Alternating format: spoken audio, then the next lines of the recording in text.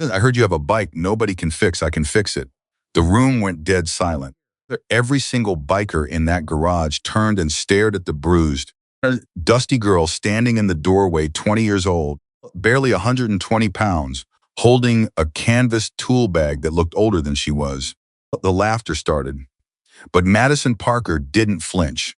To the table, set her bag down, and unzipped it slowly. And every man in that room stopped laughing. If this story moves you, subscribe. Up your city in the comments, and let's see how far this story travels. Laughter was still echoing off the concrete walls when Madison Parker set her tool bag on the workbench. She didn't slam it down. She didn't throw it. She placed it down with the kind of quiet confidence that belongs to people who have nothing left to prove and everything left to lose. Her hands were steady. That was the first thing Cole Bennett noticed. Her age, not the bruise along her left cheekbone that had turned a deep purple yellow, a bruise that doesn't come from walking into a door and everyone knows it. The jacket that was coated in Arizona road dust, so thick it had changed color. The fact that she was the only woman who had walked through the doors of the Hells Angels garage in longer than most of the men could remember. Her hands, they were steady. Cole had been working with motorcycles for 31 years. He had seen mechanics who had been fixing bikes for 20 years shake when they stood in front of a machine they didn't understand. He had seen grown men bluff their way through diagnostics with sweating palms and wide eyes. He had seen confidence, and he had seen performance, and after 3 decades, he knew the difference. The girl's hands weren't performing. They were just steady. He watched her pull the zipper of the canvas bag slowly toward her. Sound of metal on metal, of tools shifting, settling. The quiet clink of instruments that had been used 10,000 times filled the space beneath the laughter. Then the laughter began to fade, not because the men suddenly respected her, because anyone had changed their mind, but because something about the way she moved made the room feel different. None of them could quite explain why. Her name was Madison Parker, and she was 20 years old, and she had driven 4 hours on a motorcycle with a cracked left mirror and a rear tire that needed replacing before it killed her. And she had done it because she had run out of options 3 weeks ago. She had run out of options 2 weeks before that, if she was being honest with herself. She had been honest with herself for a long time now. There wasn't room in her life for anything else. The Hells Angels garage sat on the edge of Coldwater, Arizona, the kind of town that used to have a purpose and now had a gas station, diner, a dollar store, and a whole lot of people who remembered when things were different. The garage itself was a low, wide building that smelled of oil and steel, and something underneath both of those things, the specific smell of machines that had been taken apart and put back together so many times that the metal had developed a kind of memory. Madison knew that smell. She had grown up in it. She had come to the Hells Angels garage because word traveled in the mechanic community, even when the people carrying that word didn't always know they were carrying it. She had heard through a supplier she used for parts, who had heard it from a rider, who stopped at his warehouse, that the chapter had a bike they couldn't fix. Some Harley that had defeated 3 experienced mechanics. A machine that started up clean and then lost power in a way nobody could explain. Who had already spent close to $6,000 trying to figure out why. Here's $1,000. Madison had $600 in her checking account and a stack of invoices she couldn't pay, and a father lying in a hospital bed 60 miles away. She needed this job.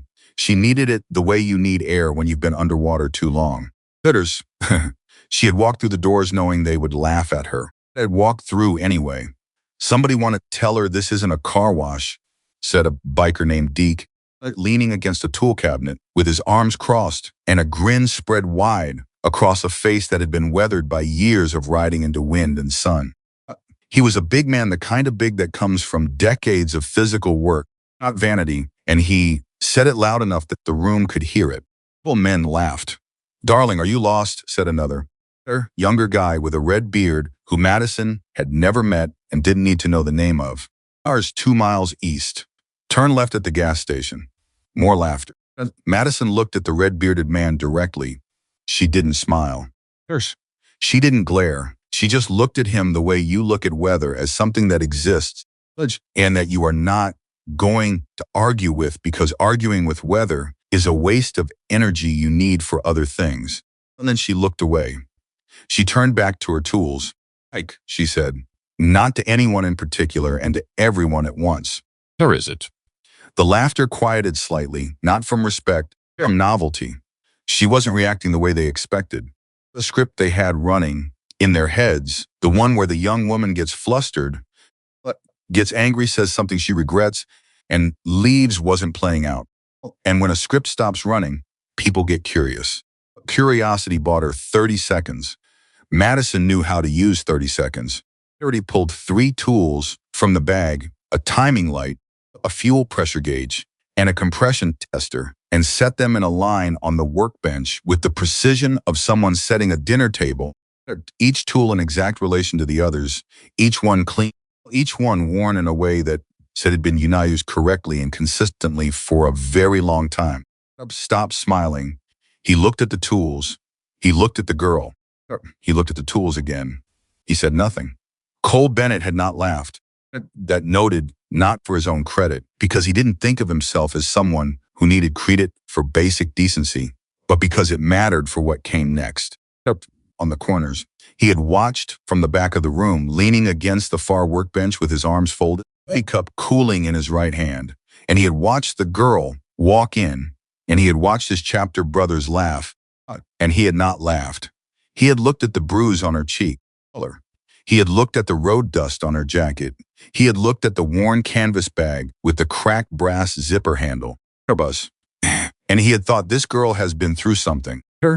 He didn't know what. He didn't need to know what yet. Cole Bennett had spent 31 years reading people the same way he read machines, by looking at what the surface told you, and then listening for what was underneath. And what the surface told him about this girl was that she had not driven hours and walked into a room full of Hell's Angels bikers on a whim. He does something like that on a whim. You do something like that because you've run out of easier options. Pushed off from the workbench, he crossed the floor in front of her with 6 feet of space between them, close enough to talk, enough to keep things civil and open. And he looked at her tools, and then he looked at her face. Timing light, fuel pressure gauge, compression tester, he said. Before you've even seen the bike, Madison looked at him. Are the 3 most likely sources for what you described, she said. Engine runs clean, loses power. Either you've got a delivery problem, timing problem, or a compression leak. Probably 2 of those. Maybe all 3. Cole was quiet for a moment. How'd you hear about the bike? He said. At Southwest Parts Supply, Madison said. He didn't tell you the bike story. He told someone who was picking up a carburetor kit, and that someone mentioned it at a fuel stop outside of Wickenburg. At that fuel stop, and I have been exchanging business referrals for 2 years. Cole considered that. You drove 4 hours based on a third-hand mention of a broken motorcycle, he said. I drove 4 hours because you've spent $6,000 and still don't have a solution, Madison said. Which means whoever has the solution is worth something to you. I need to be worth something to someone right now. She didn't say it with emotion. She said it with facts, the way you report a measurement.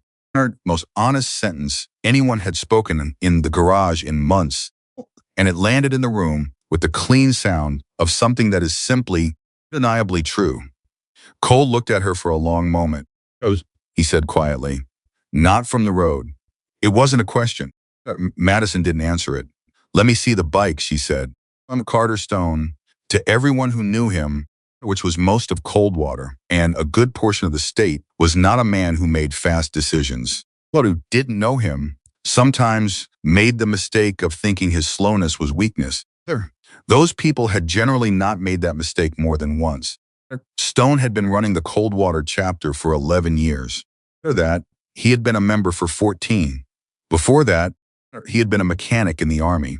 And before that, he had been a kid from South Phoenix who figured out early that the only thing between him and a very bad future was whether or not he was willing to work harder than everyone else around him. He was 54 years old. He had gray in his beard and more scars than he cared to count, and a way of looking at a situation that most people described they were trying to be complimentary, as patient, and, when they were being honest, as unnerving. He had been watching the girl since she walked in. He had heard what she said to Cole. He had watched her set out her tools, watched the room react, and now he walked forward through the parted crowd of his brothers who moved for him, the way water moves around a stone, automatically, without being asked, and he stopped in front of Madison Parker, and he looked at her with those gray eyes that didn't miss things. She looked back. Most people looked away from Stone first. She didn't. He didn't know what to make of that yet.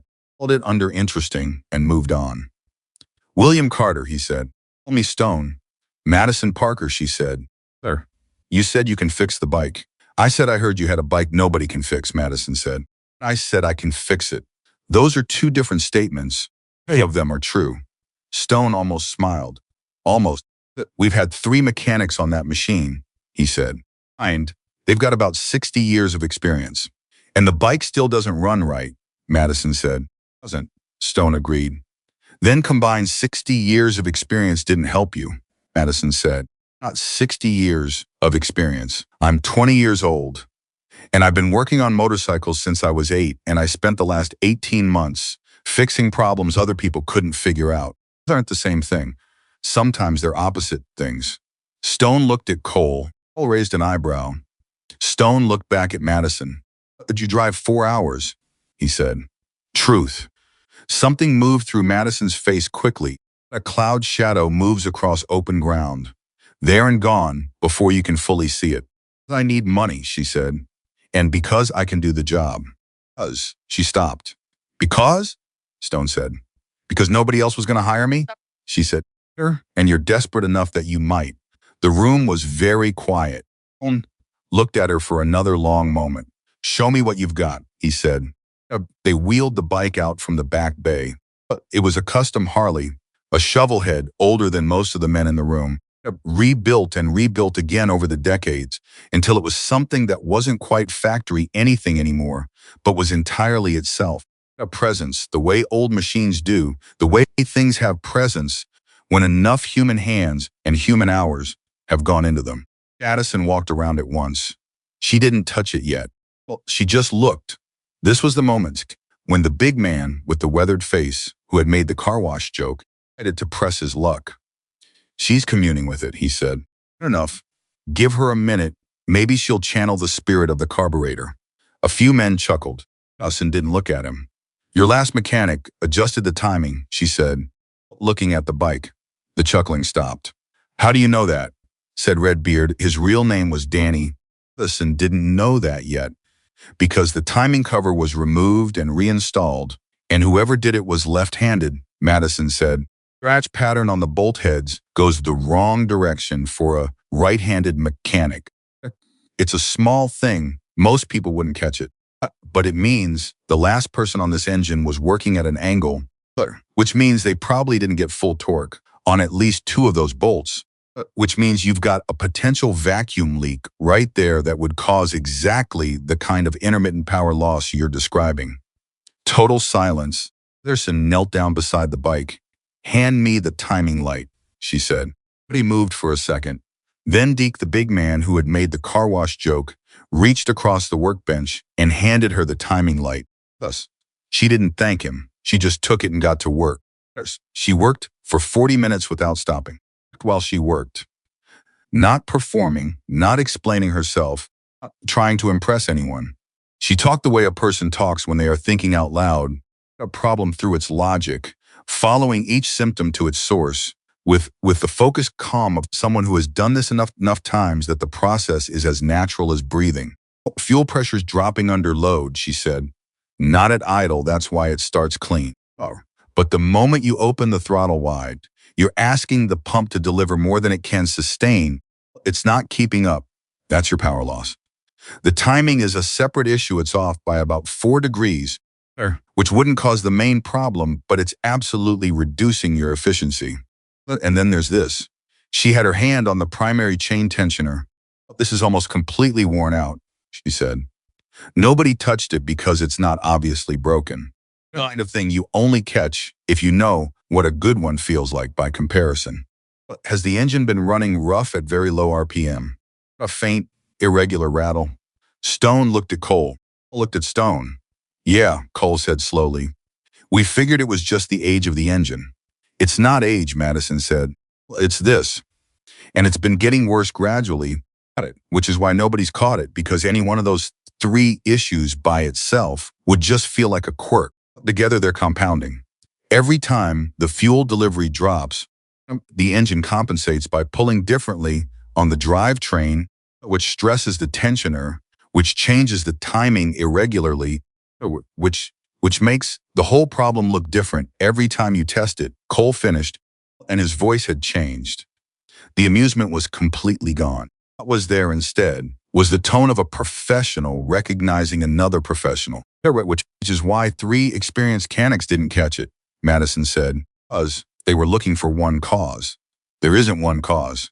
There's three causes in a feedback loop. Cole stood very still. Deke stood very still. Danny, the red-bearded one, looked at the floor, looked at Madison. How long to fix it? He said. I need maybe 2 days to get them. Labor Madison looked at the bike, calculating 6 hours if nothing surprises me. And if something surprises you, I'll figure it out, she said. And the way she said it, not bravado, not performance, just simple flat fact made everyone in the room believe her. Pulled Cole aside. They stood near the far wall, speaking quietly, the kind of conversation that was private, not because it was secret, but because it required thinking without an audience. She's real, Cole said. Yeah, Stone said. You gonna let her do it? Stone was quiet for a moment. He was watching Madison, who had already begun making notes on a small pad she'd pulled from her jacket pocket, a worn spiral notebook, the kind you find at a drugstore, filled with handwriting that was small and precise. Bruised, Stone said. I noticed it, Cole said. Are you going to tell us anything about it? No, Cole agreed. Stone turned away from watching Madison and looked at Cole directly. Get her set up with what she needs, he said. Give her the parts account number and tell Danny to stop being an idiot. Cole almost smiled. And he's always an idiot. Tell him to be less of one, Stone said. He glanced back at Madison one more time. She was still writing in her notebook, slightly furrowed, lips moving very slightly, the way some people's do when they are thinking through something complicated. The bruise on her cheek had gone darker under the fluorescent lights of the garage. Stone filed that too, under things that matter, and went back to work. That first day, 3 separate things happened that nobody talked about afterward, but everybody remembered. The first was that Danny, the red-bearded biker, who had made the bar joke he was, the one who brought Madison a cup of coffee at the 4-hour mark. He didn't say anything when he set it down. He just put it next to her tools and walked away. She looked at it for a second, then picked it up and kept working. Second was that Deke, the big man, the car wash joke, who had laughed loudest at the beginning, spent 20 minutes watching her trace the fuel delivery problem. Quietly asked her one question, just one. He asked her why she was checking the fuel line clamps on the low-pressure side before the pump, when most mechanics would start at the pump. She looked at him. If there's a leak before the pump, she said, will keep running, and you'll never see it in the pump's output readings. Eliminate the low-pressure side first. Deke nodded once, slowly, the way a man nods when he has just learned something and is honest enough to acknowledge it. Then laugh at her again. Not that day. Not any day after that. Third thing was what happened at 7:30 in the evening. When Madison stepped outside the garage to make a phone call, Cole was near the door, working on a different machine. He wasn't trying to listen, but the garage was quiet at that hour and sound traveled. He heard her say, Dad, it's okay. I found something. It'll be okay. And then a pause. And then quietly, so quietly, Cole almost missed it. I know, but I'm not quitting. You hear me? I'm not quitting.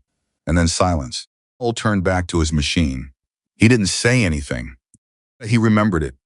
At 9 that night, most of the chapter had cleared out, and it was just Cole and Stone and a couple of the steadier members still around, Stone sat down at the work table and looked at Madison's notebook. She had left it on the bench while she went to wash her hands. He didn't open it. He just looked at the cover. It was worn soft with use. Arrow bent from being opened and closed thousands of times, or warped from. He looked closer. Water damage. There's rain or something like it. There was a name written on the cover in black permanent marker. There's firm and clear. Parker Motor Works Diagnostic Log M. Stone set the notebook down carefully. When Madison came back and picked it up, I'm looking at it.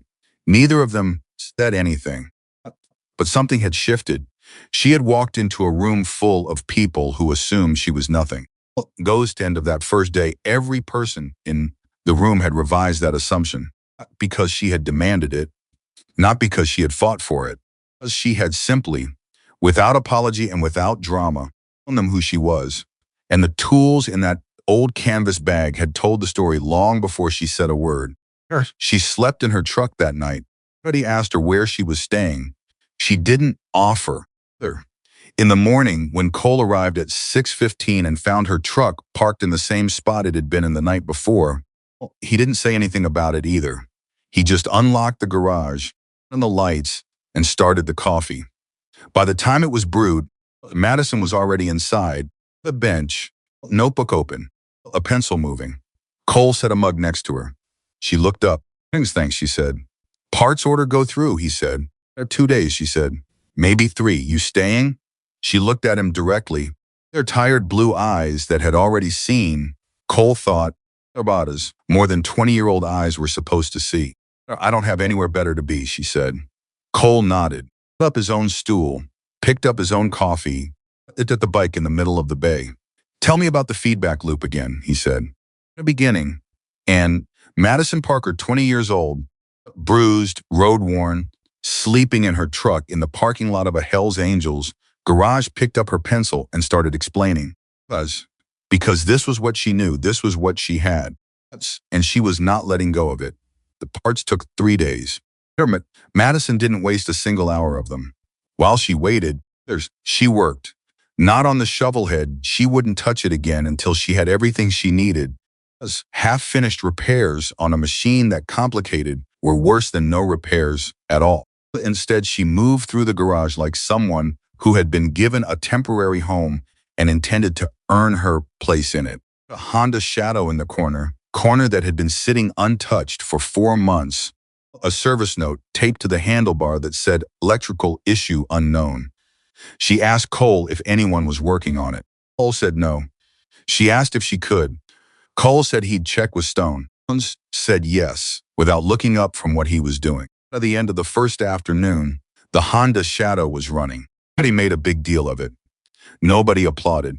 But Deke walked past it twice. Sometimes he slowed down and looked at it the way you look at something you're trying to understand without asking a question you're not sure how to phrase.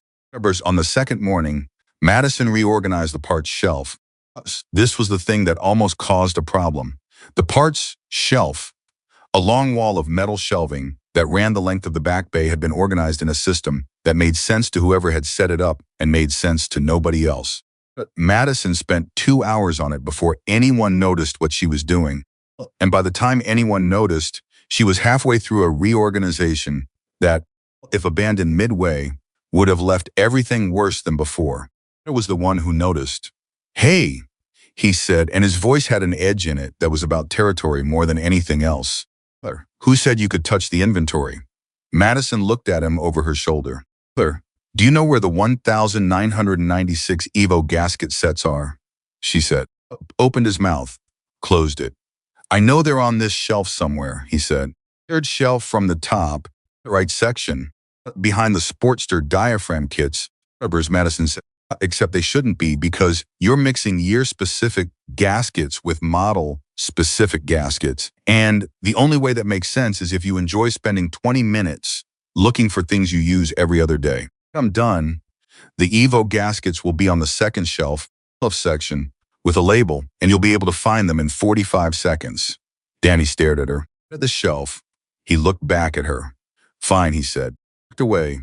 Cole, who had watched the whole exchange from 10 feet away, said nothing, but later, When Stone came through and Cole told him about it, Tom listened with that unreadable expression of his and then said, "Is she right about the organization?"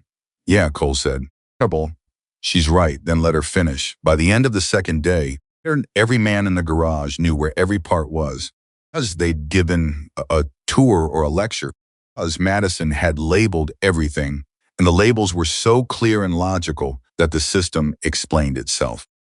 Deke found the clamp set he'd been half looking for since February, lit up, and showed it to no one in particular, with an expression on his face that wasn't quite gratitude and wasn't quite embarrassment, but was somewhere in the complicated territory between both. Stone found Madison sitting at the work table with her notebook open and her phone face down beside it. "Very?" he said. She looked up, and there was something in her face, a flash of surprise. Quickly controlled that, told him nobody had asked her that in a while. "Okay," she said. "That wasn't what I asked," Stone said. A paper bag from the diner on the table. "Burger, fries, a water. The kind of meal that costs $9 and means everything when you're running on coffee and pride." Madison looked at the bag. She looked at Stone. "Thank you," she said. Her voice was steady, but just barely. Stone pulled up a chair across from her. He didn't leave. He didn't hover. He just sat, the way you sit when you're in no hurry, and the silence doesn't bother you. For a moment, he said, "Your father's repair shop." Madison's hand stopped moving over her notebook. "Parker Motor Works," Stone said. "You've got it written on the cover of that book about 400 times. "It's the diagnostic log," Madison said carefully. "Label all my logs. How long has the shop been in your family?" A pause. "A long one. But the kind that comes when someone is deciding how much of a true thing to say." "My grandfather started it," Madison said. 1972. "My dad took it over when Grandpa's hands gave out. I started working there when I was 8. She looked at her notebook. "I've been running it since my dad got hurt." "How long ago was that?" 7 months. Stone was quiet. 7 months was a long time to be holding something up by yourself. "It hurt," he said. Madison's jaw tightened for just a second. It released, like a door opening and closing very fast. "Well," she said. "In the shop, wet floor, wrong step. Broke his hip and his wrist on the same side. He's going to be okay. Chilly. But he can't work. Maybe not for another year. And the shop is mine," Madison said. "Well, he's better." She said it like a fact, like a weight she had picked up and was carrying and was not going to put down. As putting it down was not one of the options available to her. She looked at the bruise on her face. It was fading now, going from purple yellow to a muted greenish brown at the edges, but it was still visible. And in the overhead light of the garage, it still told its story. "And ask about it." "Not yet. The parts will be here tomorrow," he said. "No," Madison said. "I called the supplier this afternoon." Of course she had. And stood up. He looked down at her, this small, ferociously determined young woman sitting in his garage, eating a $9 burger at 9:30 at night and writing diagnostic notes in a notebook her grandfather had probably touched, and he felt something he hadn't expected to feel. Respect. Not the qualified kind, not the considering who she is and where she came from kind, unmodified kind that you don't manufacture and can't fake. "Get some sleep," he said. He was at the door when she said, "Carter." He turned. "Why'd you give me a chance?" she said. "Hey." Stone considered it. "Because you put the timing light out before you'd even seen the bike," he said. "You were very smart or very lucky. I wanted to know which one." "Which one is it?" "Both," he said. "Mostly the first one." He walked out. Madison sat alone in the garage and finished her burger and wrote 3 more pages of notes. And somewhere around 10 o'clock, she put her pencil down and looked at the shovel head in the middle of the bay. Ike looked back at her. "Tomorrow," she said quietly. A promise to the bike. A promise to herself. She kept every promise she made to herself. She had to. There was no one else keeping them for her. Parts arrived at 11. The next morning, since Madison was on the phone with the supplier before the delivery truck had finished backing in. She checked each component against the list in her notebook. Every specification. She held the new fuel pump up to the light and turned it slowly, inspecting the housing for any manufacturing defects. fact, the pressure rating stamped on the side against the number she had written down the first day. Matched. She set it down carefully. Danny was watching her from 2 benches over. She could feel it, the specific quality of attention that comes from someone who has been watching you do something they thought they could also do, and has now realized the gap between what they thought and what they're seeing. You check every part like that, he said. Every part, she said, not looking up. Why? She picked up the new timing components. Because the machine doesn't care where the defect came from. Put a bad part in because you didn't check it. The machine fails just the same as if you put the wrong part in because you were lazy. Remember, the machine doesn't grade you on effort. Danny thought about that. Kind of brutal, he said. That's kind of true, she said. Almost smiled. Not a smirka, brief and reluctant, and that happens when something gets through the walls you've built before you remember to stop it. On the shovel head at noon. 40, she had the fuel delivery system stripped down to its component parts and laid out on a clean drop cloth in a pattern that Cole said later looked like an exploded diagram from a service manual, except it was arranged by the order she'd be reinstalling the pieces, not by how they connected in the machine. Why that order? Cole asked. Because Cole was the kind of man who asked questions when he didn't know the answer, which was a rarer quality than it should have been. Because reassembly is where most errors happen, Madison said. Not disassembly. People rush the build back because they're tired or because they think the hard part is already done. I lay it out in reassembly order. I'm already thinking ahead. I'm not working backward. I'm always moving forward. Cole put that in the same place in his mind where he put things that were going to matter later. By 2 in the afternoon, the new fuel pump was in, and the lines were bled, and Madison was on her knees on the other side of the engine, her right arm deep into the primary case, her face turned slightly sideways with that focused expression that meant she was seeing with her hands. Raj had gotten quiet, not the empty quiet of a space where nothing's happening, the active quiet of a room full of people who are paying attention. Deke had stopped what he was working on. Danny had drifted closer without quite admitting to himself that he was doing it. More members, Hector, a broad-shouldered man in his 40s who rarely talked, and a younger member, everyone called Patch, were both watching from different angles. Madison pulled her arm out of the primary case. She had the old chain tensioner in her hand. She held it up without turning around, without looking at any of them. It up so the light caught it. Even from 6 feet away, you could see it. The wear surface was completely gone. Nylon had compressed down to almost nothing. The metal underneath was starting to show. Long ago, did you notice the low RPM roughness? She said. John's voice came from the back of the room. She hadn't known he was there. 4 months ago, he said. This has been failing for at least 6, she said. Probably longer. Whoever worked on this engine last year, did they check the primary? They said they did, Cole said. Madison set the tensioner down on the drop cloth. They checked that it was present, she said. That it was functional. Those are different checks. Nobody argued with that, because nobody could. The first twist hit at 3:15 in the afternoon, and it hit hard. Madison had been torquing down the reinstalled timing components when her phone buzzed on the workbench. She ignored the first one. She ignored the second one. The third, she set down her torque wrench and picked up the phone. She read on the screen it took her 4 seconds. At most, changed her face completely. The color didn't drain from it. That's the thing people say. What actually happened was more specific. Focus left her eyes, replaced by something that Cole, from 15 feet away, recognized as fear. Not panic. Fear, the controlled, quiet kind that a person feels when they have been expecting bad news, and the bad news has finally arrived. There. She set the phone down. She picked up the torque wrench. Still working. Cole walked over. Everything okay? He said. Fine, she said. The word was a wall, not an answer. Cole looked at the phone screen. She hadn't turned it over either. She forgot, or she didn't have the energy to care. The screen showed a text message from a number saved only as a T. Cole didn't read the whole thing. He read enough. He went to find Stone. He found him in the back office over invoices and he said, "I think you need to see something." Stone looked up. Cole said, "She got a text. I only caught part of it, but Stone. Somebody's threatening the shop." Stone set down his pen. "Show me," he said. Cole shook his head. "I can't show you." Their phone. But the sender was TC, and what I read said it said something about a deadline.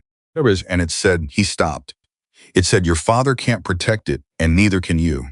The room went very quiet in Stone's head. "What up? Don't say anything to her yet," he said. Cole said. "I know she is," Stone said. "Don't say anything. Let her finish what she's doing." Cole looked at him. "Hi." Stone looked toward the door to the garage, the sound of tools working, and a young woman who was not going to stop working no matter what landed on her phone screen. "Because finishing is what she needs right now," he said. "And we need to know who TC is before we do anything else." She finished at 6:47 in the evening. She knew the exact time because she wrote it in her notebook. 6:47 p.m. reinstall complete, pre-start check beginning. She went through the pre-start check with the same patience she had used for every other step: fuel pressure check, timing verification, visual on all reinstalled components, tension check on everything she had touched. She didn't rush it, even though everyone in the garage, 8 men who had been watching for the last 2 hours, were standing close enough that she could feel the heat of them. She checked the notebook against the machine one final time. Then she looked up Stone. She said. He stepped forward. "Start it?" she said. He looked at her. There was something deliberate in the question, and both of them knew it. This was her repair. She had the right to start it. She was giving him the right to be there for the moment it either worked or didn't. It was an offering. Stone understood that. He swung onto the bike. Went completely silent. He turned the key. He hit the starter. The engine caught on the first try, not the soft, uncertain catch it had been doing for months, stuttering to life and then settling into a rough, even idle, but a clean, full, immediate engagement.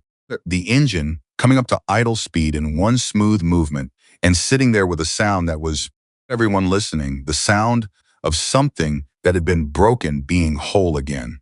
Stone sat on the bike and listened to it run. Nobody spoke. He revved it once, just a short controlled blip of the throttle, and the engine responded instantly. Cleanly, no hesitation, no power drop, just the direct, uncomplicated relationship between command and response that a healthy engine has. He let it settle back to idle. He sat there for another 20 seconds. Then he got off the bike, and he looked at Madison Parker. It's right, 2 words. In the context of that garage, context of $6,000 spent, and 3 mechanics failed, and 4 months of riding a machine that wasn't right, those 2 words were everything. Madison nodded once. She wrote the time in her notebook. 6:52 p.m. engine start. All systems confirmed. She closed the notebook. Danny let out a breath that was almost a word, but wasn't quite. He up to Madison and stood in front of her. And he said nothing for a moment. And then he said, "Where'd you learn to diagnose a fuel delivery feedback loop in a machine you'd never seen before?"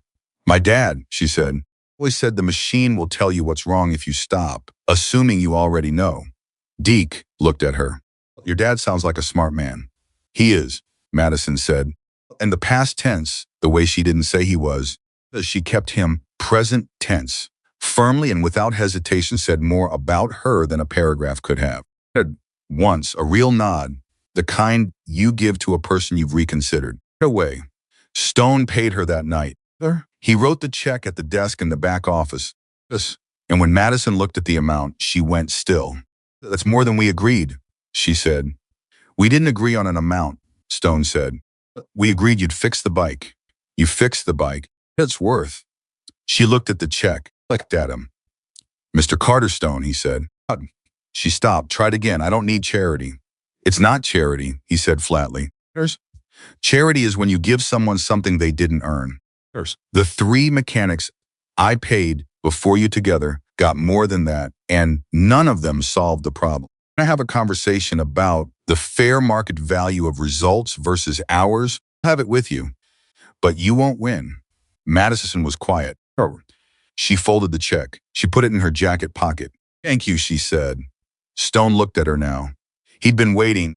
There was the moment. Sit down, he said. Something in his tone made her sit. Across from her. The text you got today, he said. At 3:15, the air changed. He saw it happen, saw her go from gratitude to guard in less than a second. A particular shift that people make when something they've been managing privately gets acknowledged out loud. I wasn't reading your phone, he said. Cole walked by when it was face up, enough to know it wasn't a friendly message. Madison looked at her hands. Your problem, she said. I'm making it my problem, Stone said. She said. And the word came out with more edge than she intended. Anger exhaustion. The kind of exhaustion that comes from fighting alone for so long that the offer of help feels like something you have to protect yourself from. Because you fixed my bike, Stone said. And because whoever is sending you messages about your father not being able to protect things, that's not a casual threat. Well, that's somebody who's been watching your situation. Madison's jaw tightened. The wall. Then slowly the guard came down. Not all the way, not dramatically. Just enough, she said. Travis Cole. He's a property developer. He works out of Phoenix, but he's been buying up land in our county for 2 years. He wants the land the shop sits on. It's a corner lot, access. He wants to develop it. Your dad wouldn't sell, Stone said. My dad built that shop with his own hands, Madison said. Grandfather started it, and my dad expanded it, and I grew up in the oil smell of that place.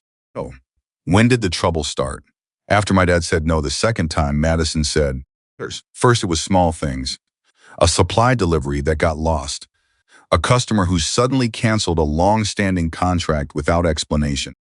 Then somebody broke a window at 2 a.m. My dad fell. She stopped.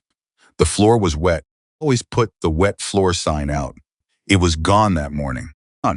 Stone felt something cold and certain settle in him.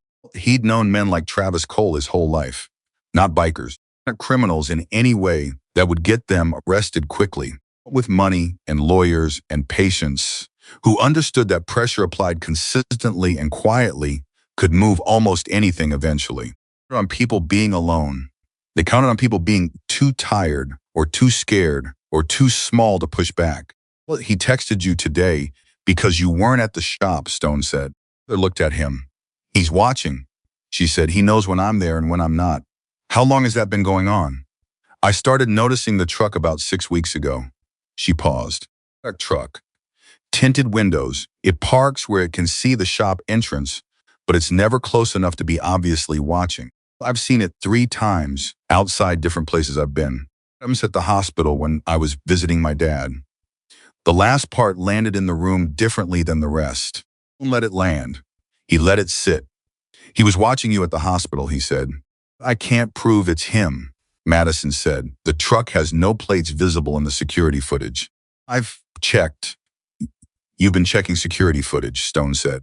I've been documenting everything, she said. And she reached into her jacket and pulled out a separate notebook thinner than the diagnostic one. A plain blue cover and set it on the desk. Stone looked at it. Every incident, she said. Times, descriptions, whether I had any way to corroborate it. I've been keeping it since the second time the delivery got lost, because I knew by then this wasn't random. Stone picked up the blue notebook. He opened it. The handwriting was the same small, nice, clear dates running down the left margin. Observations in the center column. A third column marked evidence that was sometimes a note and sometimes blank. He read 3 entries. He put the notebook down. He looked at Madison Parker. I'm building a case, he said. I've been trying to, she said. I don't know what to do with it yet. I don't have money for a lawyer. I went to the county sheriff's office twice, and they listened, and they wrote things down, and nothing happened. What's in the text today? Stone said. Madison pulled out her phone. She found the message. She read it out loud, her voice not shaking, not because she wasn't frightened, but because she had made a decision. At some point, that fear did not get to live in her voice. Line on the offer is Friday. After Friday, things get more complicated for everyone. Your dad can't protect it anymore, and neither can you. Art, The office was very quiet. Stone looked at the date on his phone. It was 2 days away. He looked at Madison. She was looking back at him with those tired blue eyes. In them, he could see everything she wasn't saying, plus the months of it. But the weight of it, the doing it alone, remember the watching her father's dream get squeezed from all directions while she tried to hold everything together, with her hands in her notebook and a stubbornness that had apparently kept her upright through things that would have ended most people. Give me the notebook, he said. Stone, I'm not going to do anything reckless, he said. I'm going to read it, and then I'm going to make some phone calls. She looked at him for a long moment. Then she slid the blue notebook across the desk. Stone picked it up. I'll get some sleep, he said. Real sleep. Cole already talked to Marcus about the room above the garage. Madison blinked. From above, it's not fancy, Stone said. But it's not your truck. She was quiet for a moment. To Cole about, Stone said. Not unkindly. Just with the finality of a man who has made a decision and is comfortable with it.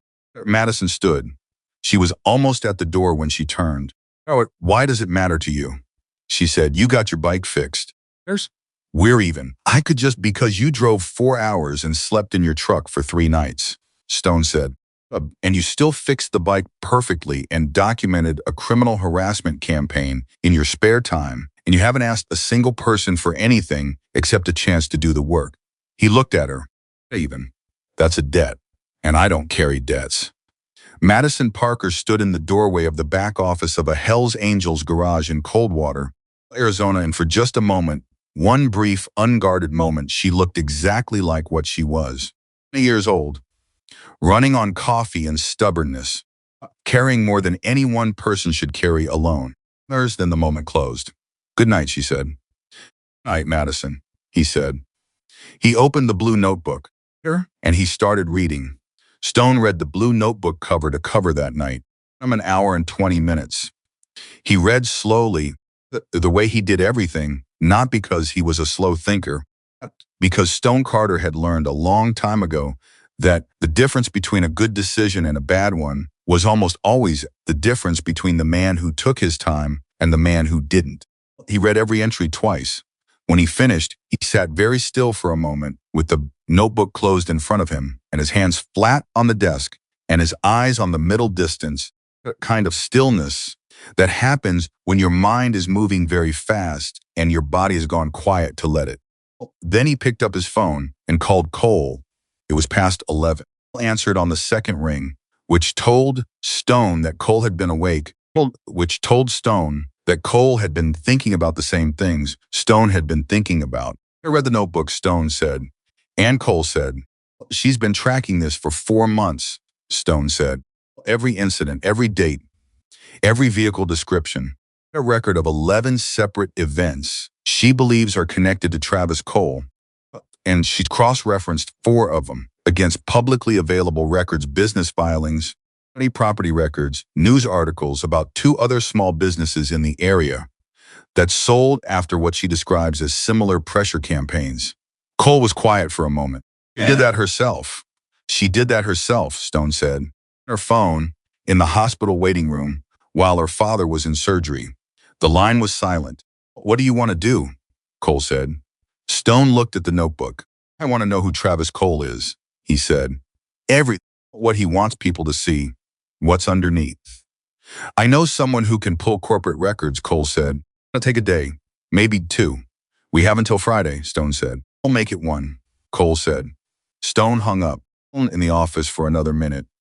Through the wall, he could hear the old building settling the way buildings do at night, the quiet creaks and shifts of a structure that has been standing a long time and intends to keep standing. On the other side of the ceiling was the small room where Madison Parker was presumably sleeping for the first time in days in something that wasn't the cab of her truck. About the text message. Your father can't protect it anymore, and neither can you. About the kind of man who sends a message like that to a 20-year-old girl who is already carrying everything she can carry. So, a man who counts on people being too small and too alone to fight back. Adam picked up the blue notebook and put it in the desk drawer and locked it. Then he turned off the light and went home, and the next morning he was back before 6 And so was Madison. She came down the stairs from the room above the garage at 5:53 in the morning. Stone knew the time because he was already at his desk with coffee and the door open. And she was wearing the same clothes she'd arrived in. Presumably they were the only clothes she had. Then her hair was pulled back and her face was washed, and the bruise on her cheek had faded another shade to toward normal. And she looked, Stone thought, like someone who had slept hard for the first time in weeks and was slightly startled by how it felt when she saw him. "You're here early," she said. "Always here early," he said. She looked at his desk, coffee, at the organized surface of a man who had been here long enough to make the space his own. "Sleep. Okay," he said. "Yeah," she said, and the word came out softer than she probably intended. "He's in the back," he said. "Danny brought donuts." "Don't read anything into that." She almost smiled. "Hey." But almost. She went and got coffee and came back and stood in the doorway of the office, opened both hands and said, "What did you decide?" Stone looked up from his desk. "About," he said, though they both knew about what. "Whatever you decided last night after you read my notebook," she said. "I know you read the whole thing. I know you made phone calls. I'm not upset about that. I want to know what you found." Stone leaned back in his chair. "But," he said, "we're pulling records today. Corporate filings, property transaction history, any complaints filed against his development company." Madison nodded slowly. "He's structured his company carefully." I looked. "It's a holding company with subsidiaries, and the subsidiaries are the ones that show up on the property transactions. It makes it hard to connect the pattern." Stone looked at her. "Already tried to trace the corporate structure," he said. "I spent 3 nights on it in February," she said, "as far as identifying 2 of the subsidiaries, and then I hit a wall because I don't know enough about how corporate filings work to know where to look next." Stone reached into his desk drawer and slid the blue notebook back across to her. "That to your documentation," he said. "The subsidiary names, everything you found. I've got someone who knows how to read corporate structures. It took you 3 nights, might take him 3 hours." Madison picked up the notebook. "There." She looked at it. "Stone," she said, "whatever you're planning, I need to be part of it. My shop, my family." "I know," Stone said. "I'm not asking to be protected," she said. "I'm asking to be included." Stone held her gaze. "Oh," he said. She sat. "Here's how this works," he said. "You're the one who knows the details of your situation. You've been documenting it. That's the foundation of everything. What's in that notebook? We've got nothing. So you stay in this, and you stay informed, and nothing happens without you knowing it." "My word." Madison looked at him steadily. "And what do you get?" she said. He tilted his head slightly. "What do you mean?" "I mean, people don't do things like this for nothing," Madison said. It wasn't cynical. It was honest. The kind of honesty that comes from having learned, the hard way, that understanding other people's motivations clearly was a survival skill. "Like it's fixed. We're square on that. So what do you get?" Stone was quiet for a moment. A few years ago," he said, "there was a family in this county. They're good people, in a small hardware store, been in this town longer than most of the buildings. Developer, not the same one, different situation, started pressuring them to sell. A pattern, small incidents escalating. Nowhere to turn, he stopped. By the time anyone got involved, they'd already sold. Yes. For a third of what the property was worth, lost everything they'd built." He looked at Madison. "I knew about the situation," he said. "I didn't get involved." The room was quiet. "It's not something I'm going to let happen again," Stone said. "I get. Do you understand?" Madison looked at him for a long moment. Then she opened the blue notebook and started adding the subsidiary names. All came through with the corporate records by noon. He spread them across the work table and the garage printouts, with some handwritten notes from his contact, and he and Stone and Madison stood over them together while the garage worked around them, other members giving the table a wide berth without being told to. The picture that emerged from the documents was more extensive than any of them had expected. Thomas Cole's development company, Pinnacle Western Properties, was the visible entity, but underneath it sat 3 subsidiaries with names that meant nothing individually: Red Rock Holdings LLC, AZ Cornerstone Investments, Southwest Acquisition Partners, and those subsidiaries were the ones doing the actual property transactions. The structure created distance. It made it difficult to look at any single transaction and connect it to Travis Cole personally. But Madison had been keeping her notebook for 4 months. Cole's contact had pulled transaction records going back 2 years.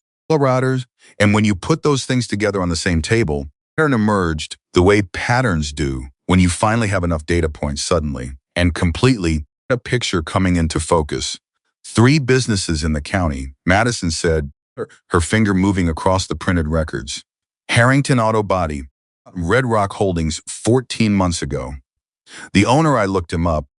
He's still in town. He told me when I called him in March that he sold because things got too difficult. He wouldn't say more than that. She moved her finger. A Mesquite Diner on Route 9, sold to AZ Cornerstone 8 months ago. Retired, quote unquote. She's 62. She told people she was planning to run the place another 10 years. Cole looked at the map printout. And your shop's on the same corridor. All 3 properties are on the same development corridor, Madison said. If you buy all 4, you control a half-mile stretch of road frontage that becomes extremely valuable if the county approves the commercial rezoning application that Pinnacle Western filed 6 months ago. Stone looked up sharply. What rezoning application? It's public record, Madison said. In the county planning office documents. Pinnacle Western filed for commercial mixed-use rezoning of a corridor that includes all 4 properties. Application is still pending, but if it's approved, the land value triples, Cole said. At minimum, Madison said, which means the pressure isn't just about buying cheap. Buying before the approval, when they can still get the land at current rates, collecting the upside when the rezoning goes through. The table was quiet. Deke had drifted over. He was looking at the documents with his arms crossed and an expression on his face that was not the good-natured skepticism he usually wore, but something harder and more considered. Just pressure, Deke said. That's a scheme. It's the kind of scheme that's very hard to prove, Madison said, because none of the individual pieces are illegal on their face. Development company filing a rezoning application legal. Company buying properties legal. Pressure tactics to encourage sales. She stopped. That's where it starts to get complicated. Because the tactics are designed to look like bad luck. Wet floor, a delivery that got lost, a window that broke. But you've been documenting it, Stone said. I've been documenting my situation, Madison said. I didn't know about Harrington, Auto Body, or the Mesquite Diner until I started looking. Last, we've got 3 data points and the pattern. The pattern is what matters, Stone said. He stood straight and looked at the documents spread across the table. And then he looked at Madison and she looked back at him. And in that moment, something shifted between them, not a dramatic shift, kind that comes with declarations or confrontations. The quiet, practical shift that happens when 2 people simultaneously understand that they are now committed to the same thing. To the other sellers, Stone said. Right, Madison said. They won't talk. They're scared. They won't talk to you, Stone said. You're one person. You're 20 years old and you've been fighting alone. And they know it because they've been fighting alone too. And they know how that ends. He paused. You haven't tried talking to us. Madison looked at him. Then she looked at Cole. Then at Deke, who was still standing there with that hard expression. She said, you'd go talk to them. We'd go listen to them, Cole said. There's a difference. The afternoon moved fast. Stone sent Hector and Patch 2 of the steadier members, of men who knew how to walk into a difficult conversation without making it worse, to find the former owners of Harrington Auto Body and the Mesquite Diner. To pressure them to introduce themselves, to say that someone else was fighting the same fight and would they be willing to talk. That was happening. Madison went back to work. That's because she was avoiding the situation. Because there were 3 other bikes in the garage that needed attention. And she had offered her time in exchange for the room, and she kept her promises. She worked steadily through the afternoon, and the garage worked around her. Slowly, so slowly, that it was hard to pinpoint exactly when it changed. The quality of the space changed. Being a room where Madison Parker was a guest. There'd being a room where Madison Parker worked. It first, or at least was the first one to say something about it out loud. He was passing her bench, and he stopped and he said, unkindly, you don't have to prove anything anymore. Madison looked at him. I'm not proving anything, she said. I'm fixing a carburetor. Danny looked at the carburetor. Fair enough, he said, and walked on. The thing was, he was right, and they both knew it. The room had shifted, the audit that every new person undergoes in a close community, the constant evaluation of whether you belong, whether you're real, whether you're worth space you're taking up. That audit had concluded. The product was in, and it had been in, Cole thought, touching from across the room since about the moment she held up the worn chain tensioner and told them it had been failing for 6 months. What she was doing now wasn't proving, it was just working. There's a difference, and the difference mattered. At 4:30, the call to call in the office, door open, and Cole stood near enough to hear one side of it. Conversation lasted 11 minutes. When Stone hung up, his face was doing the thing it did when he was processing something significant, very still, inward, the way a man looks when he is deciding what a piece of information means and what it changes. Waited. James Harrington, Stone said, former owner of Harrington Auto Body. Fuck. But he says Hector says he was shaking when he agreed. Or really scared. Not of us, of Cole, Cole said. He meant Travis Cole, and Stone understood. He says there's something he hasn't told anyone, Stone said. Something that happened in the week before he signed the sale agreement. Hector, what it was. He says he'll only tell it in person. Cole looked at Stone. Something, Cole said. Hector says the man's exact words were, just pressure. They crossed a line, and I signed because I was afraid of what would happen if I didn't. The office went quiet. Cole ran the words back through his mind. They crossed a line. Cousin, Cole said. Stone was already standing. Go get her. Madison sat across from Stone and Cole in the office and listened to what Hector had reported. Cole watched her face while she listened, and what he saw was not surprise. What he saw was recognition. The specific, weary recognition of someone who has suspected something for a long time and is now hearing confirmation that what they suspected was real. He's done this before, she said when Stone finished. Looks like it, Stone said. He didn't just pressure people to sell, she said. Threaten them. Actually threaten them. She paused. My dad's accident was she stopped. I can't prove what I think about my dad's accident. The room held its breath. What do you think about your dad's accident? Stone said carefully. Looked at her hands. The mechanic's hands, polished and precise and steady even now. The wet floor sign, she said. I told you it was missing that morning.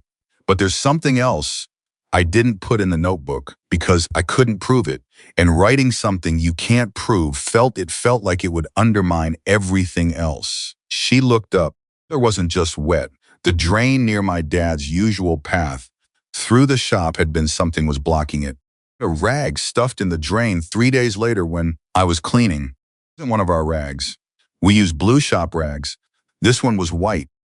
Where a white rag comes from in our shop. Nobody said anything. Madison said. It's in a Ziploc bag in my truck. Cole looked at Stone. He looked at Madison. Go get it, Stone said.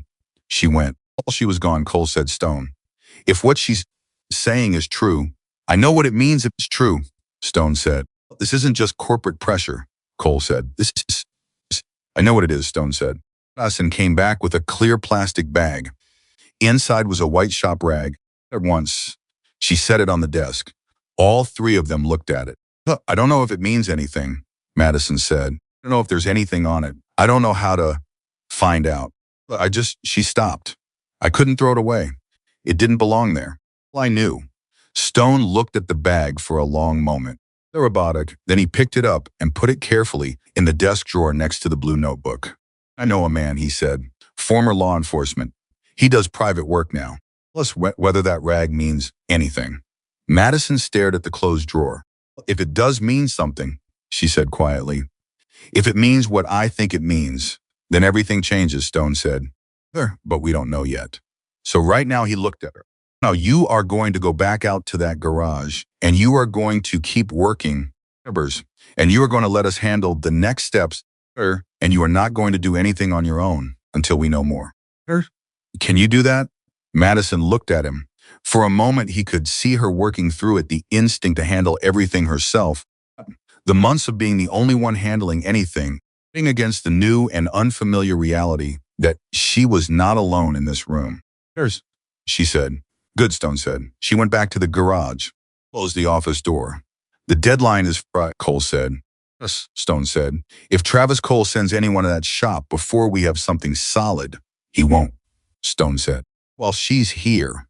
Cole looked at him. You think he knows where she is? Stone thought about the black truck, the tinted windows, the text message timed to exactly the moment she was away from the shop. I think he's been watching her for 6 weeks, Stone said. Which means by now he knows she drove to Coldwater. And if he's done his research, he knows whose garage this is, Cole said. Plus, Stone said. So either he backs off, Cole said.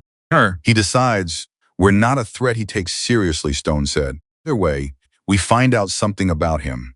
A man who backs off when he sees who he's dealing with. That's a man operating in a comfortable zone who doesn't want complications. A man who keeps pushing is a man who thinks he's untouchable, Cole said. And untouchable men, Stone said, always have a reason they think that.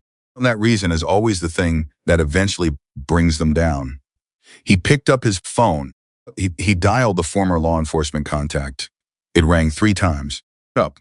Ray, Stone said, I need you. I've got a rag and a story and I need to know if they connect. He listened. Morning. Yeah, he listened again. Bring your kit.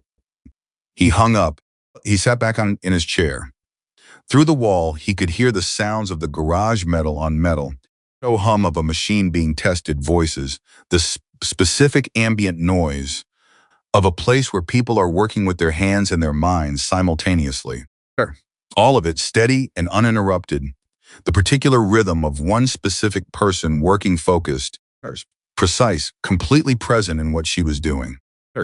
Madison Parker, who had come here looking for a chance to do a job and had instead walked into the middle of something much larger than a motorcycle repair, who had been keeping a blue notebook for 4 months in the belief that the truth was in the details. If you were disciplined enough to keep collecting them, had driven 4 hours on a cracked mirror and a bad rear tire because she had run out of other options, and who had walked through a full of men who laughed at her, had not flinched. Not once, not for a single moment. About the white rag in the Ziploc bag in his desk drawer. About Travis Cole, who had been watching a 20-year-old girl fight for her family's shop and had decided she was alone enough and small enough and tired enough to break. About how that calculation was going to turn out to be the most expensive mistake Travis Cole had ever made. Tom didn't smile, but he felt something settle in him, deep and certain and final. The way the right decision always feels when you stop avoiding it and commit. Tomorrow, Ray would look at the rag. Tomorrow, Hector would bring James Harrington in to talk. The pieces would start to assemble themselves into something that couldn't be ignored. There was a girl sleeping above his garage who had driven 4 hours and fixed an unfixable motorcycle and handed him a blue notebook full of the kind of quiet, determined truth-gathering that most grown men would never have had the patience for. And there was a man in Phoenix who thought he'd already won. He hadn't even seen it coming yet, but he would. At 7 that evening, Stone walked through the garage on his way out. Madison was still at her bench. Operator Danny had mentioned was reassembled and sitting in a clean tray. She was now doing something with a voltage meter on a completely different machine, a small touring bike that had been dropped off that morning with an electrical fault. Stone stopped. Go eat something, he said. She looked up. I've finished tracing this short. The short will still be there in an hour, Stone said. Well, she said. Stone looked at her for a moment. Then there's a diner on Main. Tell them you're with the garage. Put it on the account. She opened her mouth. Charity, he said before she could say it. You did 3 bikes today.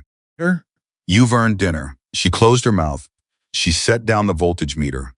She went to get her jacket And on her way past the bench, she stopped and looked at the reassembled carburetor in its tray, checking it one more time with her eyes the way she always checked everything one more time. And then she walked to the door. She paused. She turned.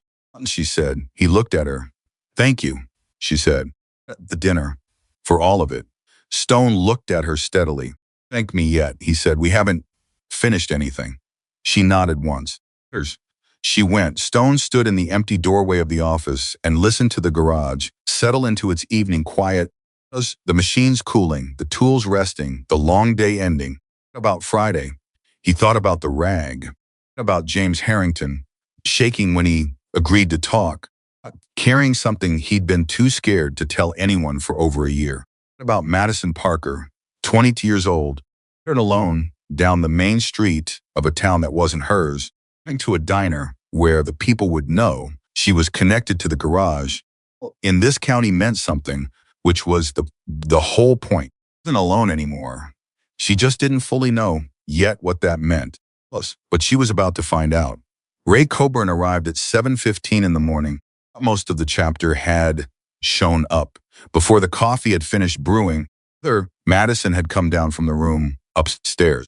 In fact, man in his mid-50s with the kind of face that had stopped being readable a long time ago, not cold, but professional in the way that certain people become professional after years of seeing things that require you to manage your reactions carefully. There's 19 years with the Arizona Department of Public Safety before going private, and Stone had known him for 12 of those years, which was long enough to trust his judgment and short enough to still verify his work. He came through the garage door with a hard-sided case and set it on the work table without ceremony. Stone was already there. Cole was already there. Ray looked around the garage. "Us? For now," Stone said. Ray opened the case. "Tell me what you've got." Stone laid it out the way he'd laid it out in his own mind the night before clean, without editorializing. The shop, the father's accident, hot floor sign that disappeared, the white rag found 3 days later in a drain it didn't belong in, black truck, the text messages, the blue notebook with 4 months of documentation. Ray listened without interrupting. When Stone finished, "Where's the rag?" Stone slid the Ziploc bag across the table. "There's." Ray didn't touch it yet. He looked at it through the plastic and the bag slightly in the light. He was quiet for a moment. "Long between the accident and when the rag was found," he said. 3 days, Stone said. "Was the drain area disturbed between the accident and when she found it?" "Not according to her notes," Stone said. "She closed the shop the day of the accident and didn't open it again for 2 days. The rag the morning she reopened." Ray nodded slowly. "And she bagged it immediately?" "Apparently." Ray looked at the bag again, his case, and put on gloves and carefully extracted the rag. He examined it under a small magnifying lens methodically, rushing, moving across the surface of the fabric in a systematic pattern. Cole watched. He'd seen Ray work before. He knew better than to ask questions mid-process. It took 9 minutes. When Ray set the rag down, his face had changed by a very small degree, not dramatically, enough that Stone noticed. "What?" Stone said. "Fabric has a commercial laundry mark," Ray said. "Very faint near the hem. It's the kind of mark that industrial cleaning services put on linens and shop rags so they can sort them by client when they come back through." He looked at Stone. "A retail product. This rag came from a commercial cleaning supply account." Cole felt something cold move through him. "Can you trace the account?" Stone said. "The mark is a code," Ray said. I know the format it's used by 2 cleaning supply companies operating in this region." "Yes, it can be traced." He paused. "Stone, if this traces back to a company connected to Travis Cole, what you have is not a corporate pressure campaign. But what you have is evidence of deliberate sabotage resulting in serious bodily injury." The room was completely quiet. "How long to trace it?" Stone said. "Give me until noon," Ray said. Heavy footsteps on the stairs. All 3 men looked toward the stairwell. Madison came around the corner, coffee in hand, already dressed, already awake in the way she was always awake, fully. Immediately, like someone who'd stopped being able to afford slow mornings a long time ago. Ray. She saw the rag on the table. She looked at Stone. Pretty fine, she said. Stone held her gaze. Something that might matter. We're still working on it. Madison set her coffee down. She looked at the rag. Her eyes moved over it, the way they moved over everything. Inventory, measuring. There's a mark on it, she said. Not a question. Ray looked at her with professional interest. Before? I looked at it for a long time before I bagged it, she said. I identify what the mark was. I just knew it didn't belong there. Ray looked at Stone and said, Madison, this is Ray Coburn. He's going to spend the morning making some calls. I need you to give him everything in the blue notebook. Madison didn't move immediately. She stood very still, the way she stood when she was deciding something. And then she went upstairs and came back with the notebook and set it in front of Ray. Ray looked at the notebook. Then he looked at Madison. All of this yourself, he said. Yes, she said. 4 months. Yes. You have the text messages still on your phone? Everyone, she said. I screenshot them and emailed them to myself the same day they arrived, so there's a timestamp record in a separate account. Ray looked at Stone again. What could read that look? It said, where did you find this person? Give me until noon, Ray said again. Don't touch anything. Don't contact anyone related to the situation. And don't, he looked at Madison specifically, back to your shop alone. Not until we know what we're dealing with. Madison's jaw tightened. But is still there, Ray said. Staying away from it for one morning is not going to cost you anything. Going back there alone before we know who you're dealing with could cost you everything. Madison looked at him for a long moment. Hi, she said. She picked up her coffee and went to her bench and started working. Ray watched her go. Stone, he said quietly. She's got good instincts. I know, Stone said. The book is better documentation than I've seen from trained investigators, Ray said. If we can connect the rag, and if Harrington talk, he'll talk, Stone said. Here's bringing him in this morning. Ray nodded. He opened the blue notebook and started reading, and the morning began to move. James Harrington arrived at 10:15. He was a man in his late 50s, built like someone who had spent decades doing physical work, large hands and a deliberate way of moving that spoke of a man who had learned to be careful. He walked into the garage and looked around at the members present, and something in his posture shifted, not relaxed, exactly, but recalibrated. He'd been prepared, Stone guessed, for something more confrontational. The ordinary working reality of the garage had surprised him slightly. Hector introduced him to Stone and Cole and led him to the office. Stone offered him coffee. Harrington took it with both hands. Waited. Harrington looked at his coffee. I've been carrying this for 14 months, he said. He didn't need preamble. He'd been waiting for a place to put it. Myself, I was protecting my family. And I was also just scared. And I think I need to be honest about that. Take your time, Stone said. 3 weeks before I signed the sale agreement, Harrington said, I came home one evening and found my wife's car had been moved. Theirs moved, same parking lot, different spot, nothing taken. But her car had been driven approximately 2 miles and returned. He looked up. We have a GPS tracker on it. Family thing. We got it for our daughter's car and then put it on the others too. They could see exactly where it had been. Cole said, where had it been? Harrington looked at him. To an address on the east side of Phoenix. I didn't know the address at the time. I looked it up later. He paused. Registered address of Southwest Acquisition Partners, LLC. The office went very quiet. West Acquisition Partners, one of Travis Cole's subsidiaries, kept his voice level. Did you report it? Who was I going to report it to?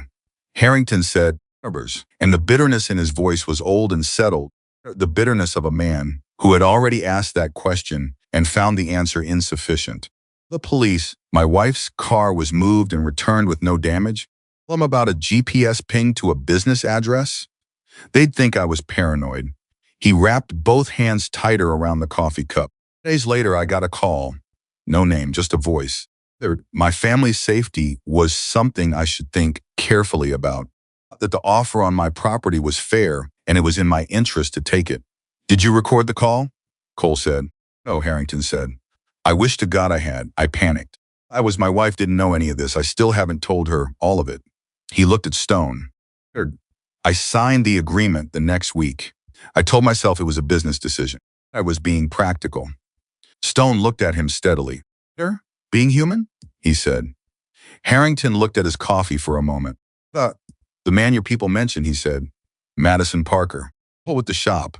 She's here, Stone said. Harrington looked up. Here? In this building?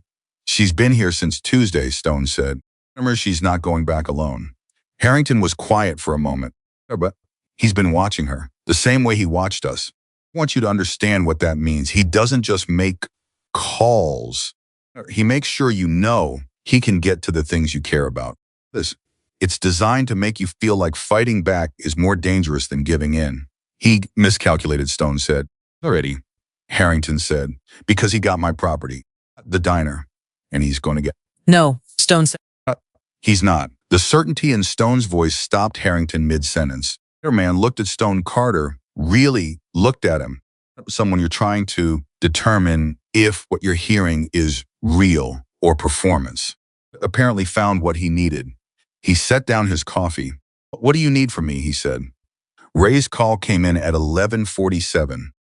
Stone stepped out of the office to take it, which meant Cole was left with Harrington to find something to say to a man who had been carrying guilt and fear for 14 months and had just spent an hour letting some of it out. Cole said, "You did the right thing coming in." Harrington looked at him. "Yes, I should have done it 14 months ago." "Maybe," Cole said. "Sure, but you're here now." That was all. Sometimes that was the only true thing there was to say. Stone came back 4 minutes later. His face was doing the still thing again. Underneath the stillness, there was something else. Cole had known Stone for 16 years, and he could read him better than most. And what he saw underneath the stillness was not satisfaction. It was something colder and more deliberate than satisfaction. I'm across from Harrington. The laundry mark on the rag, Stone said.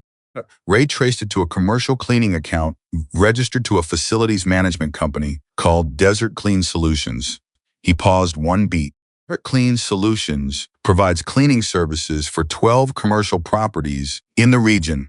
One of those properties is the offices of Pinnacle Western Properties.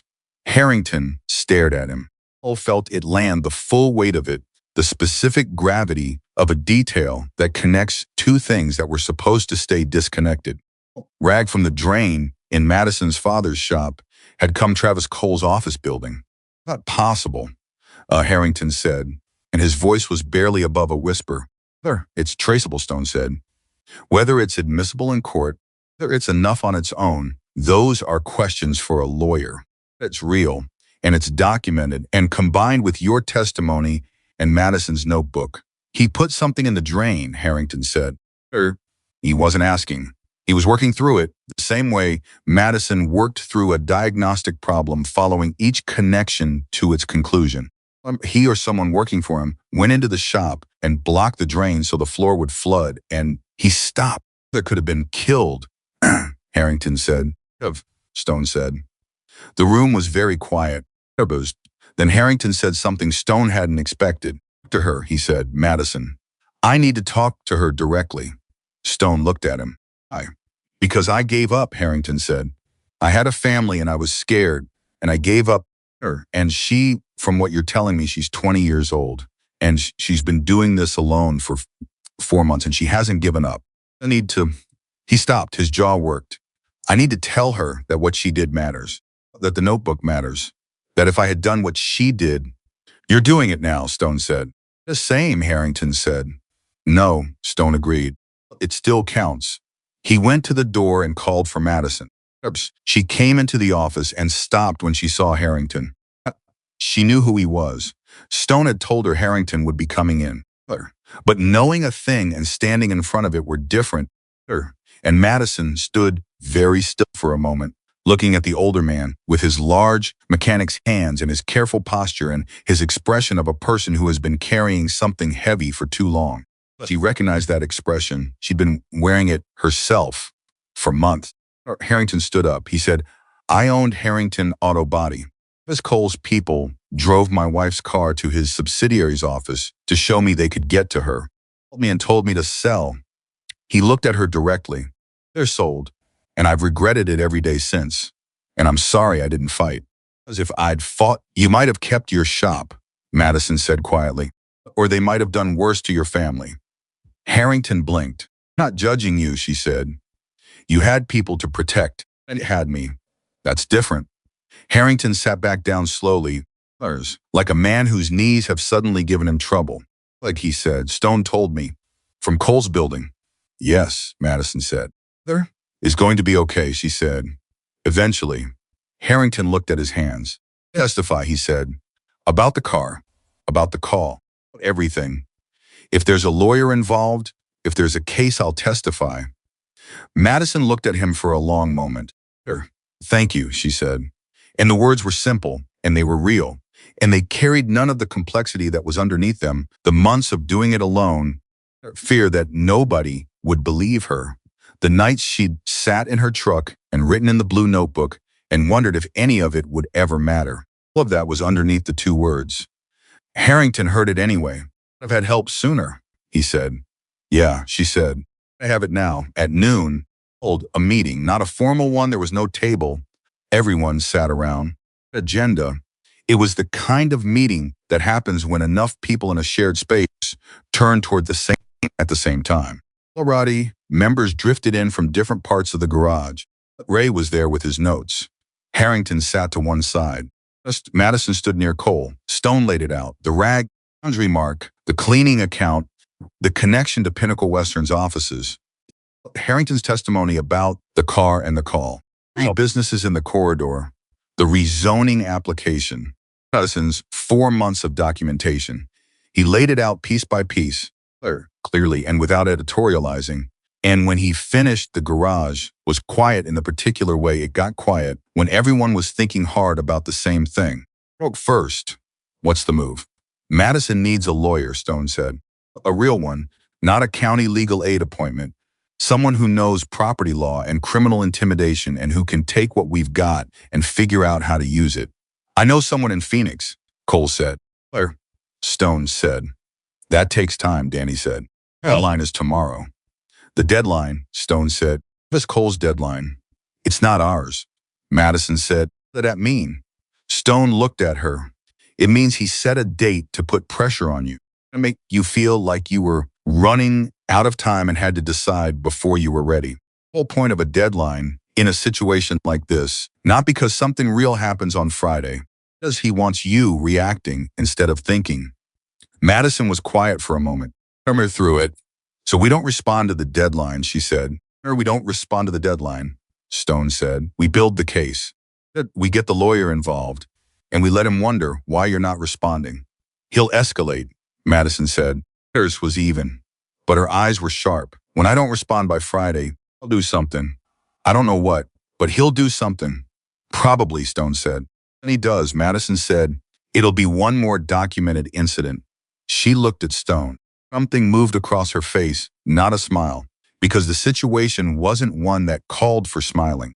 Something more precise than that, the expression of a person who has been thinking defensively for months and has just made the transition to thinking strategically. And counting on me being alone, she said. Yes, Stone said. He doesn't know I'm not anymore, she said. Not yet, Stone said. Was quiet again. Then Deke said, so we let him find out. Several heads nodded. Madison looked around the room at these men who had laughed at her 4 days ago, wash jokes and bar jokes, and had watched her with the skepticism of people who have seen enough of the world to doubt things quickly and change their minds slowly, who had watched her work and had changed their minds, who were now standing in a circle around a problem that was not their problem and had decided without much discussion that it was. She didn't have the words for what that was. She didn't try to find them. She said, okay, let's build the case. Cole's lawyer contact, her name was Susan Reyes, and she practiced out of Phoenix, and Cole had known her for 8 years. Through a situation she had helped resolve that Cole did not discuss in detail, agreed to a call that afternoon. Madison sat in the office with Stone and Cole and Ray, while Susan listened on speakerphone. Madison walked her through everything, the 4 months, book, the text messages in the time-stamped email archive. Harrington's testimony. Susan listened without interrupting. When Madison finished, there was a pause. How old are you? Susan said. Me, Madison said. Another pause. The documentation you've described is more thorough than most of what I receive from corporate clients with compliance departments, Susan said. To see the notebook, the screenshots, and the GPS records from Harrington's vehicle tracking system. Can you get me all of that by end of day? The notebook and screenshots. Yes, Madison said. The GPS records are Harrington's. I'll provide them, Harrington said from the corner. He'd stayed. Nobody had asked him to leave and he hadn't offered to go. Susan said. I want to be clear about where this stands. What you have is suggestive of a deliberate campaign of intimidation and potentially criminal sabotage. There is potentially physical evidence connecting Travis Cole's organization to a deliberate action that resulted in serious physical injury. A civil matter. That's a criminal matter. She paused. Potentially is doing a lot of work in those sentences. Because I need to see everything before I can tell you what we actually have. When can you come? Stone said.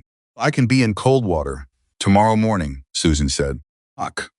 We'll be here, Stone said. He ended the call. The office was quiet.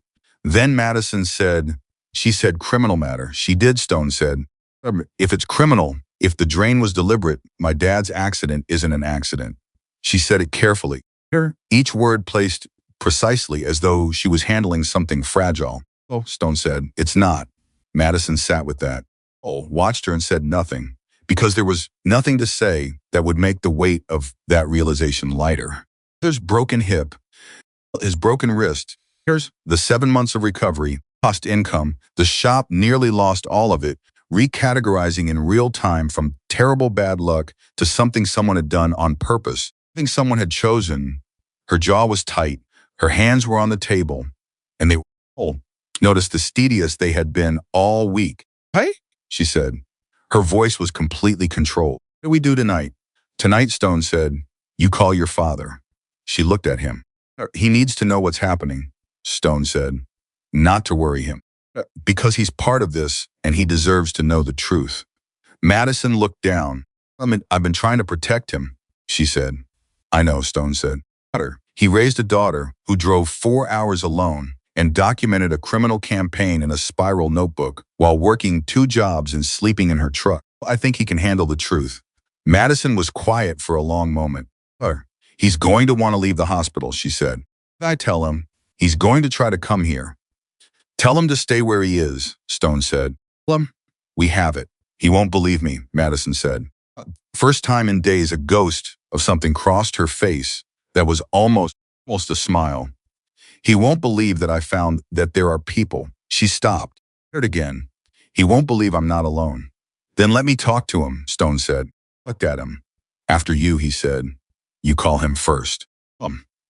And then I'll talk to him and tell him that his daughter came into our garage 4 days ago and fixed a motorcycle that defeated 3 experienced mechanics, and that she kept a notebook for 4 months that might put the man who hurt him in front of a judge. Madison looked at Stone Carter, this big, gray-bearded, unreadable man who had given her a chance because of where she put her timing light and something in her face that had been held very carefully in place for a very long time shifted slightly. Just enough. She picked up her phone. She dialed her father. She walked out of the office into the garage. Cole could hear her voice low, steady, serious, but not the words, because she had turned away to give herself privacy that the space of the garage couldn't quite provide, but that everyone in the garage was pretending to provide by looking at other things and making normal working sounds. Danny was suddenly very interested in the tool cabinet. Deke found something to do near the far wall. Hector and Patch kept their heads down. Lodge worked around Madison Parker's phone call to her father, the way water works around a stone, accommodating the shape of the thing without being asked, making room for what needed to happen. Cole stood in the office door and looked at the garage full of men doing exactly that, and felt something that was quiet and simple and did not require a name. 10 minutes later, Madison came back to the office. About the phone to Stone. He wants to talk to you, she said. Eyes were bright. Not wet, just bright. the specific brightness of someone who has just put something down that they have been carrying for a very long time. The phone.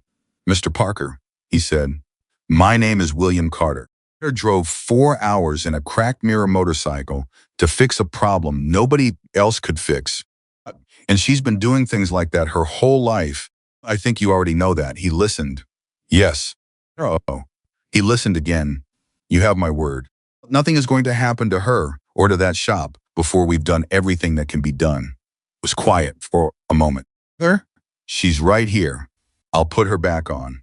He handed the phone to Madison and walked back to the garage. Stone sat back in his chair. Ray, who had been quietly reviewing his notes during all of this, up. The lawyer's good, Ray said. If the rag trace is clean and Harrington's testimony holds, it'll hold, Stone said. He's been carrying it for 14 months. Men who carry things that long, when they finally put them down, don't pick them back up. Ray nodded slowly. You know what the hardest part of this is going to be? Tell me, Stone said. Travis Cole to make one more move, Ray said. Because right now what we have is evidence of a pattern. Patterns can be argued. Patterns can be coincidence. They're in the hands of a good defense attorney. What you want is for him to do one more thing on the record, one more action connected to one more documented incident, and then the pattern stops being a pattern and starts being proof. Stone looked at Ray. I'll make a move, Stone said, when she doesn't respond to the deadline. You're counting on that, Ray said. I'm preparing for it, Stone said. There's a difference. Ray looked at the office door. Through it, both men could hear the sounds of the garage, and under those sounds, Madison's voice low, steady, on the phone with her father, saying the kinds of things that daughters say to fathers when the pretense of everything being fine is finally, or carefully, respectfully set aside. You believe in her, Ray said.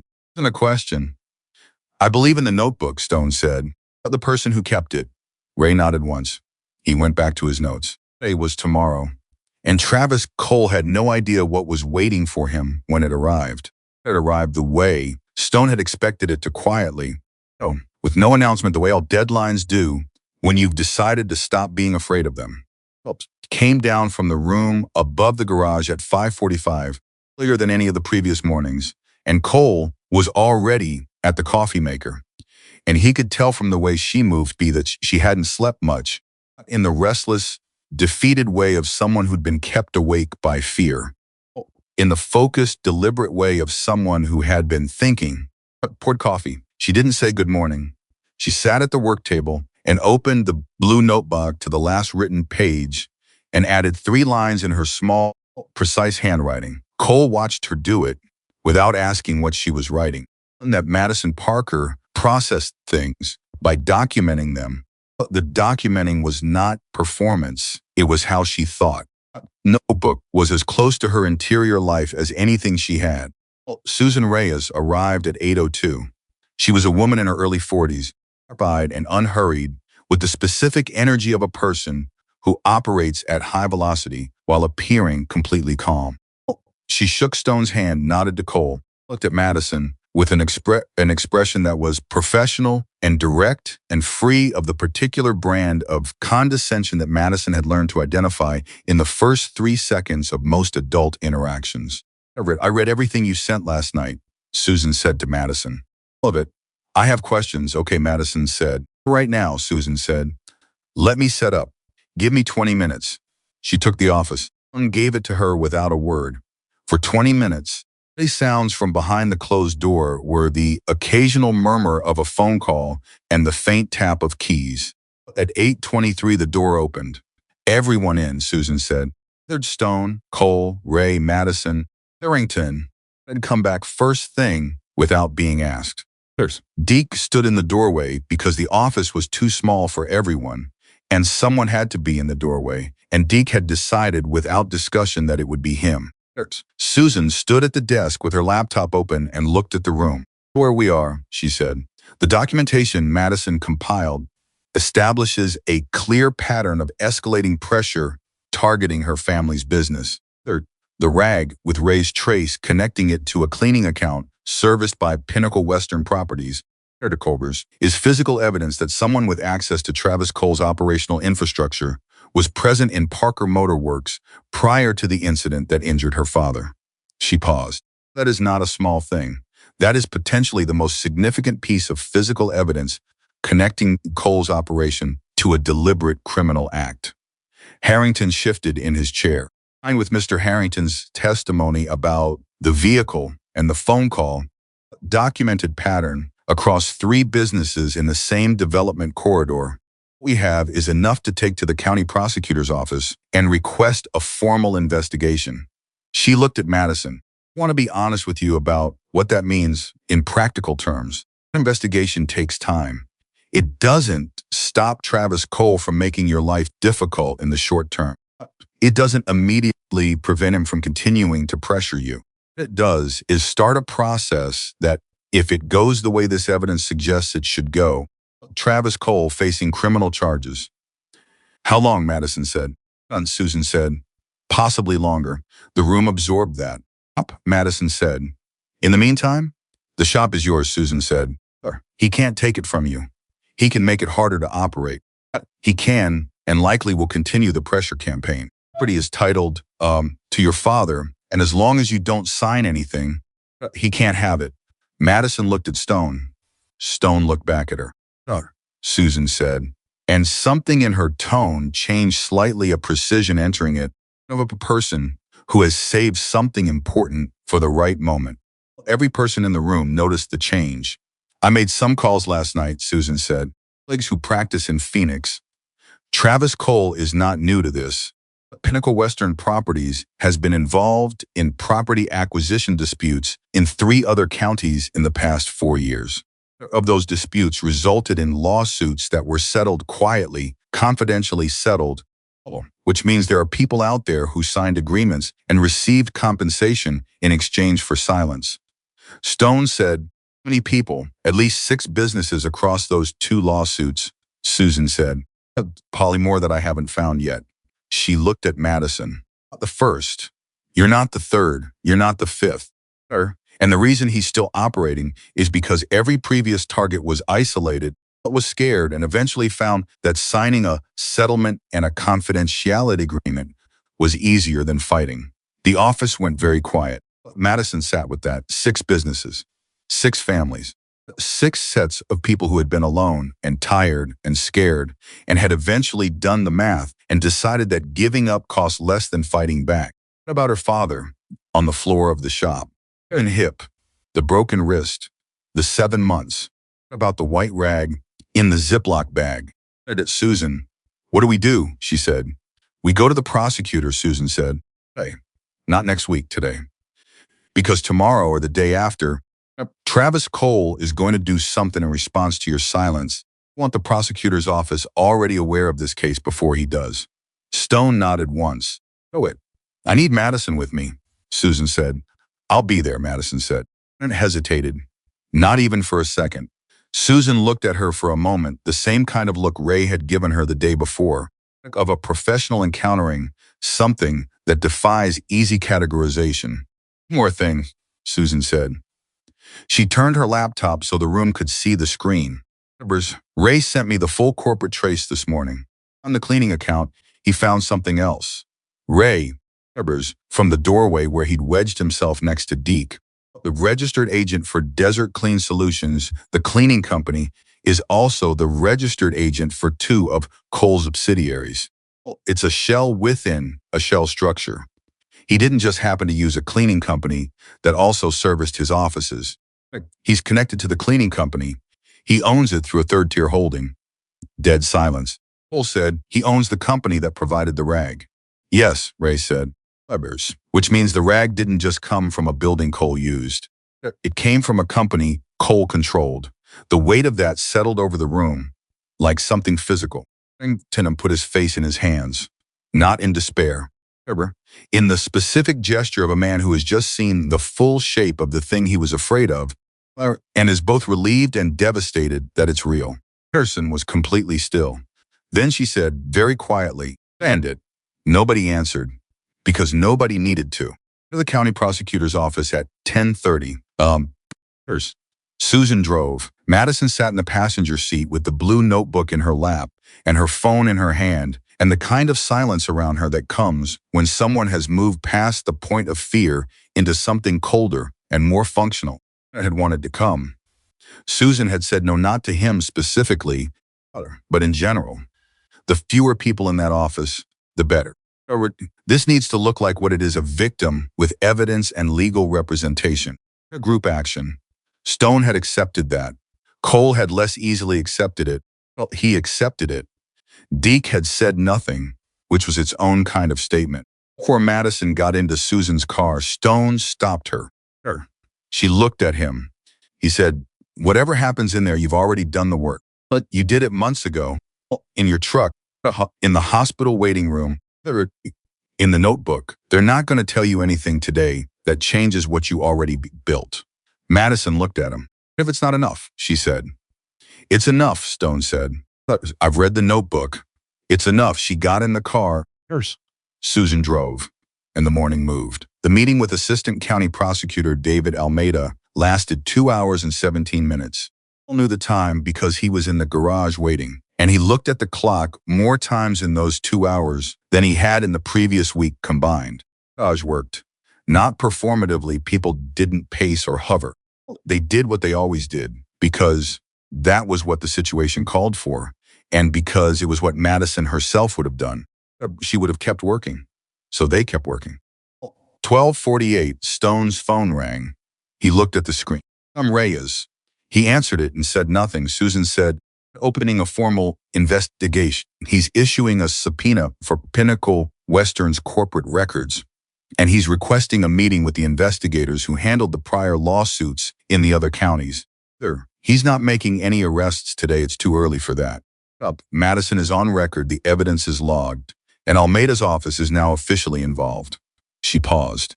He said his exact words that the documentation Madison compiled is the most thorough victim record he has seen in 14 years of prosecution. Stone sat down on the nearest available surface, which was a tool cart. He didn't usually sit on tool carts. "No," he said.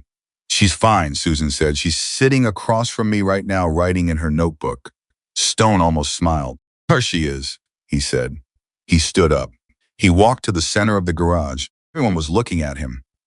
"Investigation's open," he said. "Almeida's office is in." The room exhaled. Deke sat down on a bench and looked at the floor for a moment with his hands on his knees.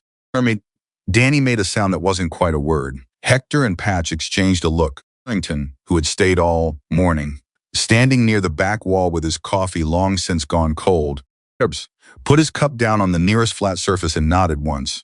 Slowly, the way a man nods when something he's been waiting for has finally, far too long, begun. Cole looked at Stone.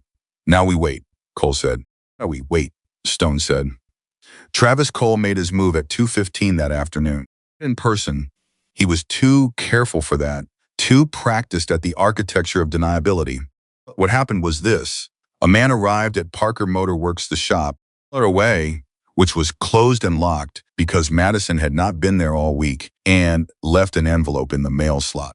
That got the notification because she had installed a security camera with motion detection 3 months earlier and set the alerts to go to her phone. The notification at 2:17. She showed Stone. Stone called the shop's neighbor, a woman named Gloria Perez, who ran an alterations business 2 doors down and who had Madison's number for exactly this kind of situation, and asked her to take photos of the exterior and the mail slot without touching anything. Gloria did it in 4 minutes. The envelope was visible through the slot, plain white, no return address. Stone looked at the photos. Called Susan. Susan said, "Don't touch it. I'm calling Almeida's office right now." Madison was standing next to Stone, holding her phone, looking at the image of the envelope in the mail slot of her family's shop, and she was breathing steadily, and her face was controlled, and her hands were not shaking. Cole was watching her. He said, "You okay?" She looked at him. "I don't know yet," she said. "About the investigation. Almeida, he sent this because he thinks I'm still alone and scared, and his deadline expired, and he wants to remind me that he can reach the shop even when I'm not there." "Yes," Cole said. "Herbert, he's made a documented move," she said. to an address connected to an active criminal investigation. On the day after the investigation opened, Cole looked at her. "I told you to think that way, or you got there yourself," he said. "Both," she said. And this time the ghost of something on her face was not almost a smile. It was a real one, brief and fierce and 20 years old. "He just handed us exactly what Ray said we needed. One more move on the record. She was right. She was precisely right, and Travis Cole had no idea." Almeida's investigator retrieved the envelope the next morning under proper procedure. Paragraphed, logged, documented. Inside was a single sheet of paper. A revised property offer, 15% below the previous offer. A handwritten note at the bottom that said, "This offer expires in 48 hours.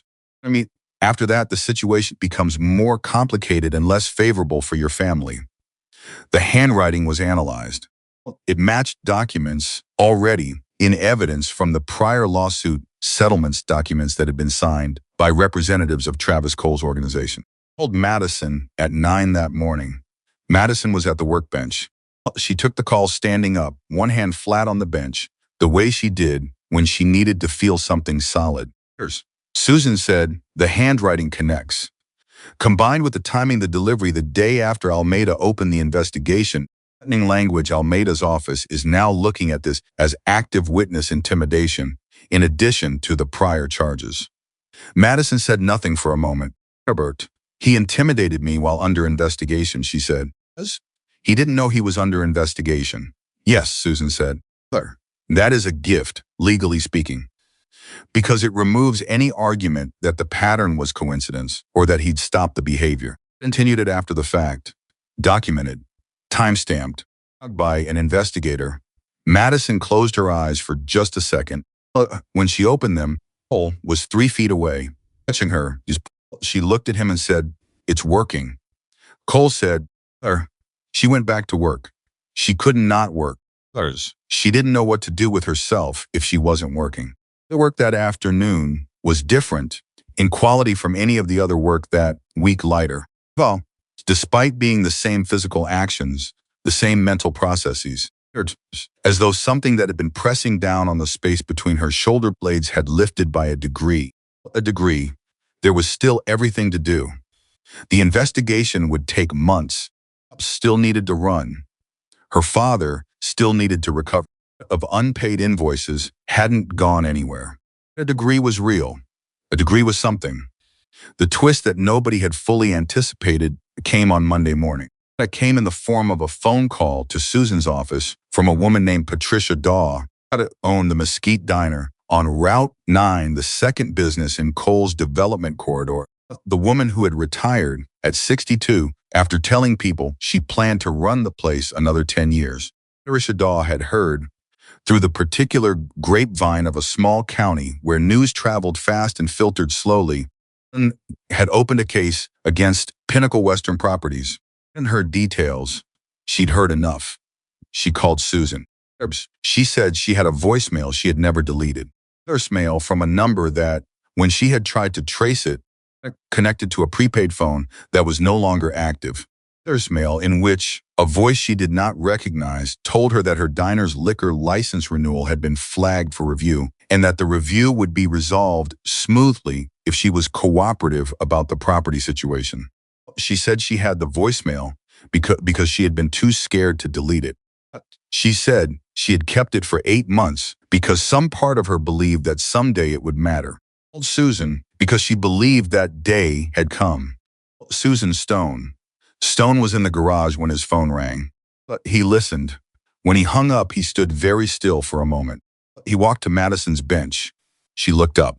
"The diner owner," he said. "Patricia Daw. She has a voicemail, a recorded threat connected to the license renewal and the property sale."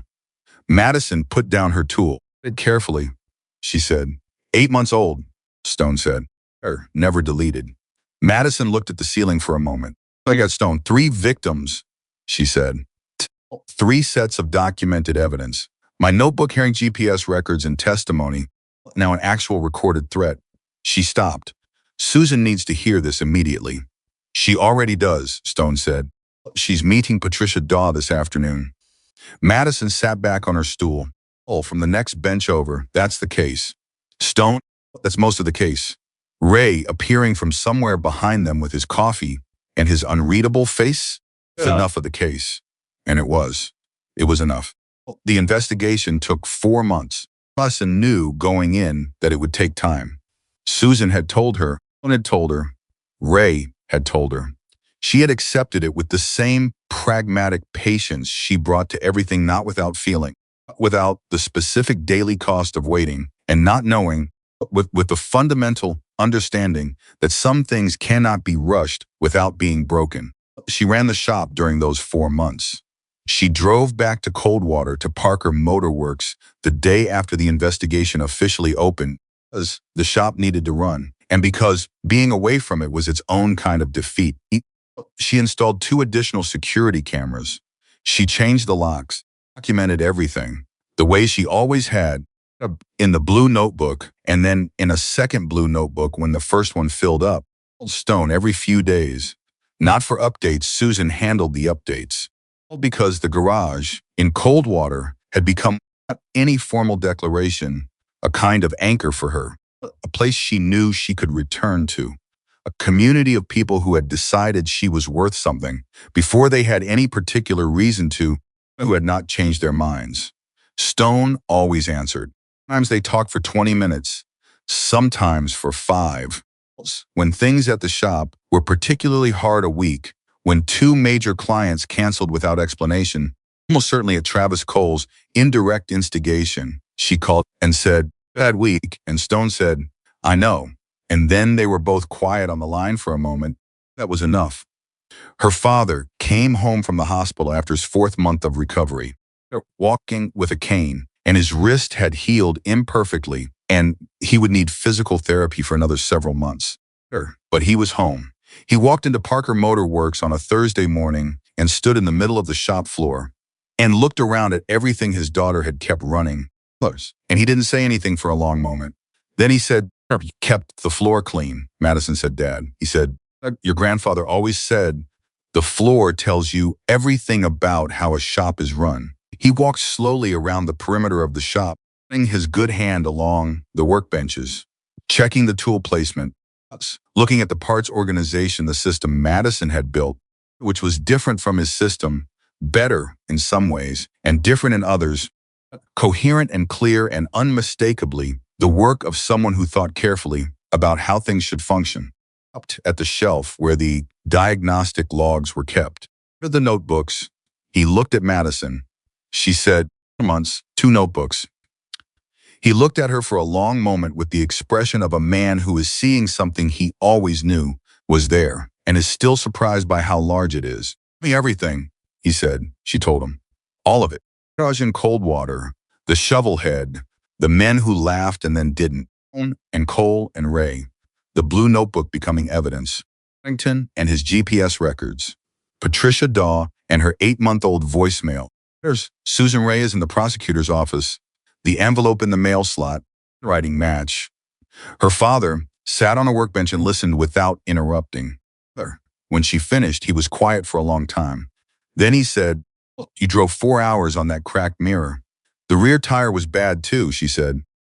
He said, "Madison." She said, "I fixed both before I drove back." He almost laughed. Almost law of a man who is too full of something that doesn't have a name to actually produce the sound. "I should have told you sooner," she said, "about all of it. I was trying to protect you." "I know," he said. "I'm sorry," she said. "Hey," he said. He said it with the flat certainty of a parent who means it completely. Pause. "You did what you thought was right with what you had. Anyone can do. And what you had," he stopped. He looked at the 2 blue notebooks on the shelf. "What you had was enough." Travis Cole was formally charged 11 weeks into the investigation. Charges included criminal intimidation, conspiracy to commit property fraud, count of criminal negligence resulting in bodily injury, the last one built on the rag, company ownership, and the testimony of a Pinnacle Western employee who, when faced with the evidence Ray had assembled, decided that his loyalty to his employer did not to a criminal conviction on his own record. The employee's name was Marcus Webb. He had been Travis Cole's operations manager for 6 years. He knew where everything was. When Marcus Webb started talking to Almeida's investigators, the case went from strong to airtight in approximately 3 weeks. Madison heard the news from Susan on a Tuesday afternoon. She was in the middle of an oil change when her phone buzzed. She finished the oil change. She washed her hands. Called Susan back. Susan said Marcus Webb has confirmed that he personally arranged the access to Parker Motor Works the week before your father's accident. It was a routine inspection connected to a code compliance review. I don't know what the person who went in did while they were there, but his account places a Pinnacle Western contractor inside your shop 4 days before the accident. Madison held the phone and looked at the drain in the shop floor. The same drain. He didn't know what they were going to do? She said. There's no, Susan said. I can't verify that.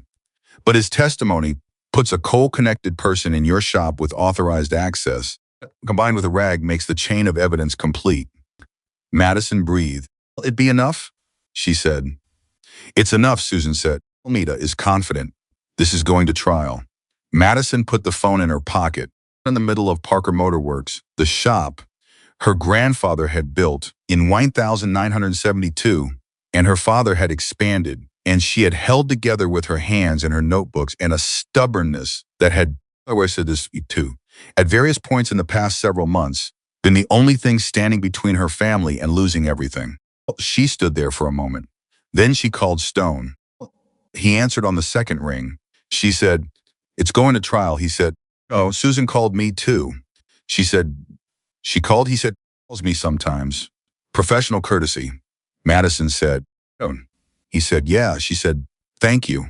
He was quiet for a moment. You did the work, he said.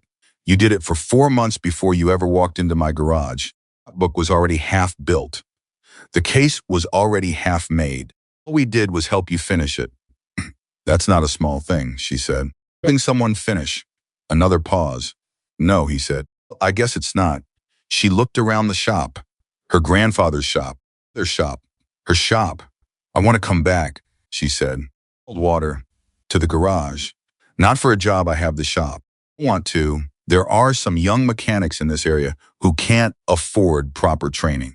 I was thinking if there was space. There's space, Stone said. There she even finished the sentence. There's always space. She knew he meant the garage. Well, she knew he also meant more than the garage. Okay, she said. Yeah, he said. She hung up.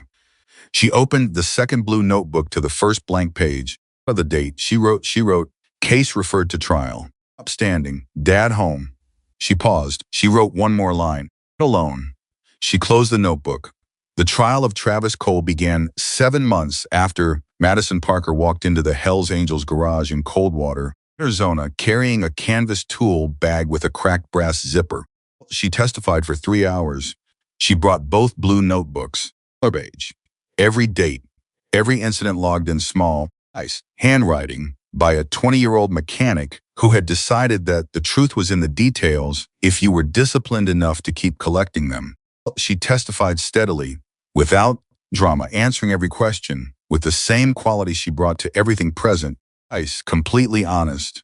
The defense attorney tried, to rattle her, to imply that her documentation was retrospective, or invented after the fact, motivated by personal grievance. She said the notebooks are dated and time-stamped by email records. The entries are consistent with contemporaneous incident reports. Documentation methodology is the same one I use for mechanical diagnostics. I've been using this methodology since I was 16 years old.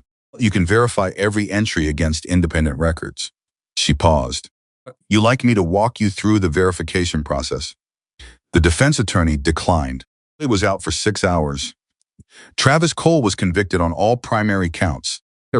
He was sentenced to 4 years and ordered to make restitution to each of the businesses he had targeted, amounts that, in Madison's case, covered 7 months of her father's medical expenses, lost income from the disrupted supply contracts, cost of the security cameras she had installed. Ellington was there when the verdict was read. Patricia Daw was there. Susan Reyes was there. Stone was there. Cole, Travis, the other Cole, the one who had handed Madison her timing light on the first day, was there.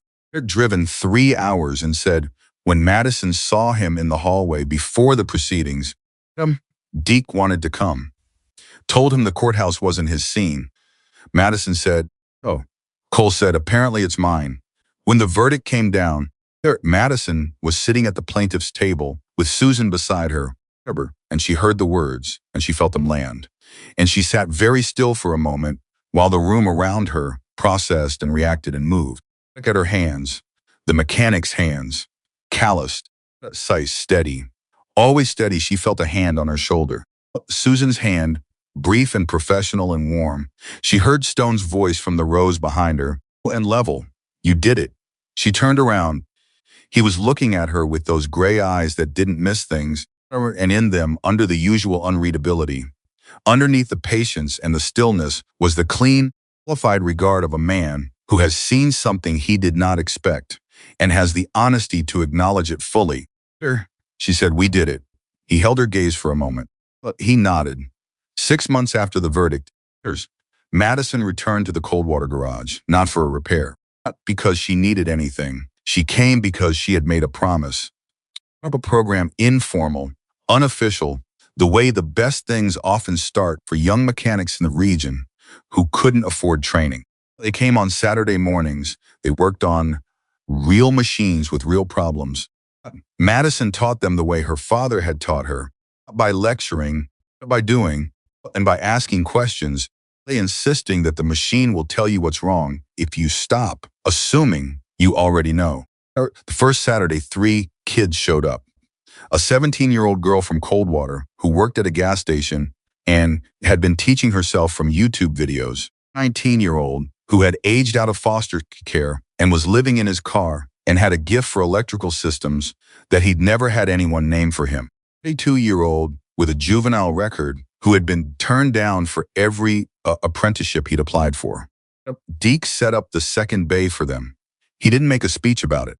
He just moved equipment, cleaned the space, and showed up on the first Saturday with donuts.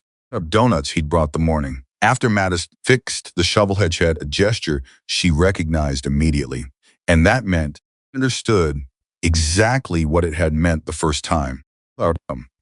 Danny ran an extension cord to the second bay without being asked. Hector showed the 19-year-old where the tools were using the organization system Madison had built 7 months earlier, and that made everything findable in 45 seconds. Stone stood in the doorway between the 2 bays and watched all of this without saying anything. That first Saturday, the 17-year-old girl, her name was Rosa, and she had spent the morning learning to trace a fuel delivery problem on an older Honda that Madison had sourced specifically because of what it could teach, looked at Madison and said, "Where did you learn all this?" Madison said, "My dad, a man who asked me where I learned to put a timing light out before I'd even seen the bike." Rosa said, "What does that mean?" Madison said, "He's the preparation you do before the problem is in front of you is the most important preparation you do. It means you think ahead. You don't wait to need the tool. Bring the tool." Rosa thought about that. "Okay," she said. "Can you show me how to do the pre-inspection again?" "Yeah," Madison said. "The beginning." She showed her from the beginning. A year after the night Madison Parker walked into the Coldwater garage with a bruised cheek and a worn canvas bag. And Carter sat in his office, doing invoices, and looked up at the sounds coming from the second bay. 3 young mechanics learning to trace problems. A 17-year-old girl who already moved around a machine with the early signs of real instinct. A 19-year-old who had found in the logic of electrical systems something that made sense of the world in a way not much else had. A 2-year-old who worked harder than anyone Stone had hired in 10 years and who flushed with something that was clearly unfamiliar, genuine recognition, the specific warmth of being told you are good at something, and believed every time Madison pointed to his work and said, "Right, that's exactly right." And Madison herself, 21 years old now, moving through the second bay with the economy of motion and total presence that Stone recognized as the mark of someone who has found their right place in the world. About the night she arrived. The bruised cheek, no dust, the canvas bag, the men who laughed until they stopped laughing. About the timing light placed on the workbench before she had seen the bike. About the blue notebook. He thought about the white rag in a Ziploc bag that had sat in his desk drawer for 4 months before it became the piece that completed the case. About what Ray had said ago, sitting in that same office. You believe in her. Stone hadn't answered that question directly. He deflected it toward the notebook, toward the evidence, the practical and verifiable.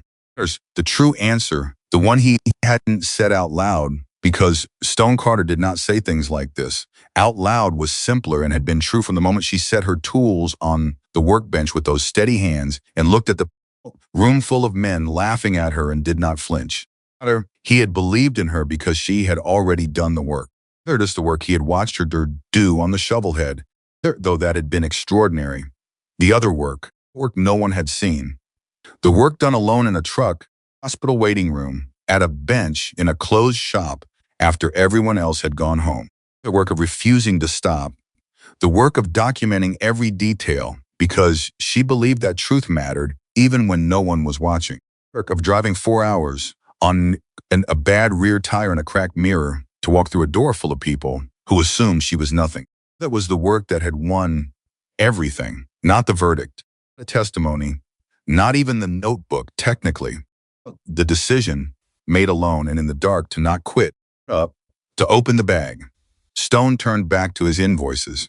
From the second bay, he heard Madison's voice, patient and exact, walking Rosa through a pre-inspection. Start here. They're forward, never backward. You're always building toward the answer, away from it. He listened to that for a moment. Then he picked up his pen and went back to work, because that was what you did.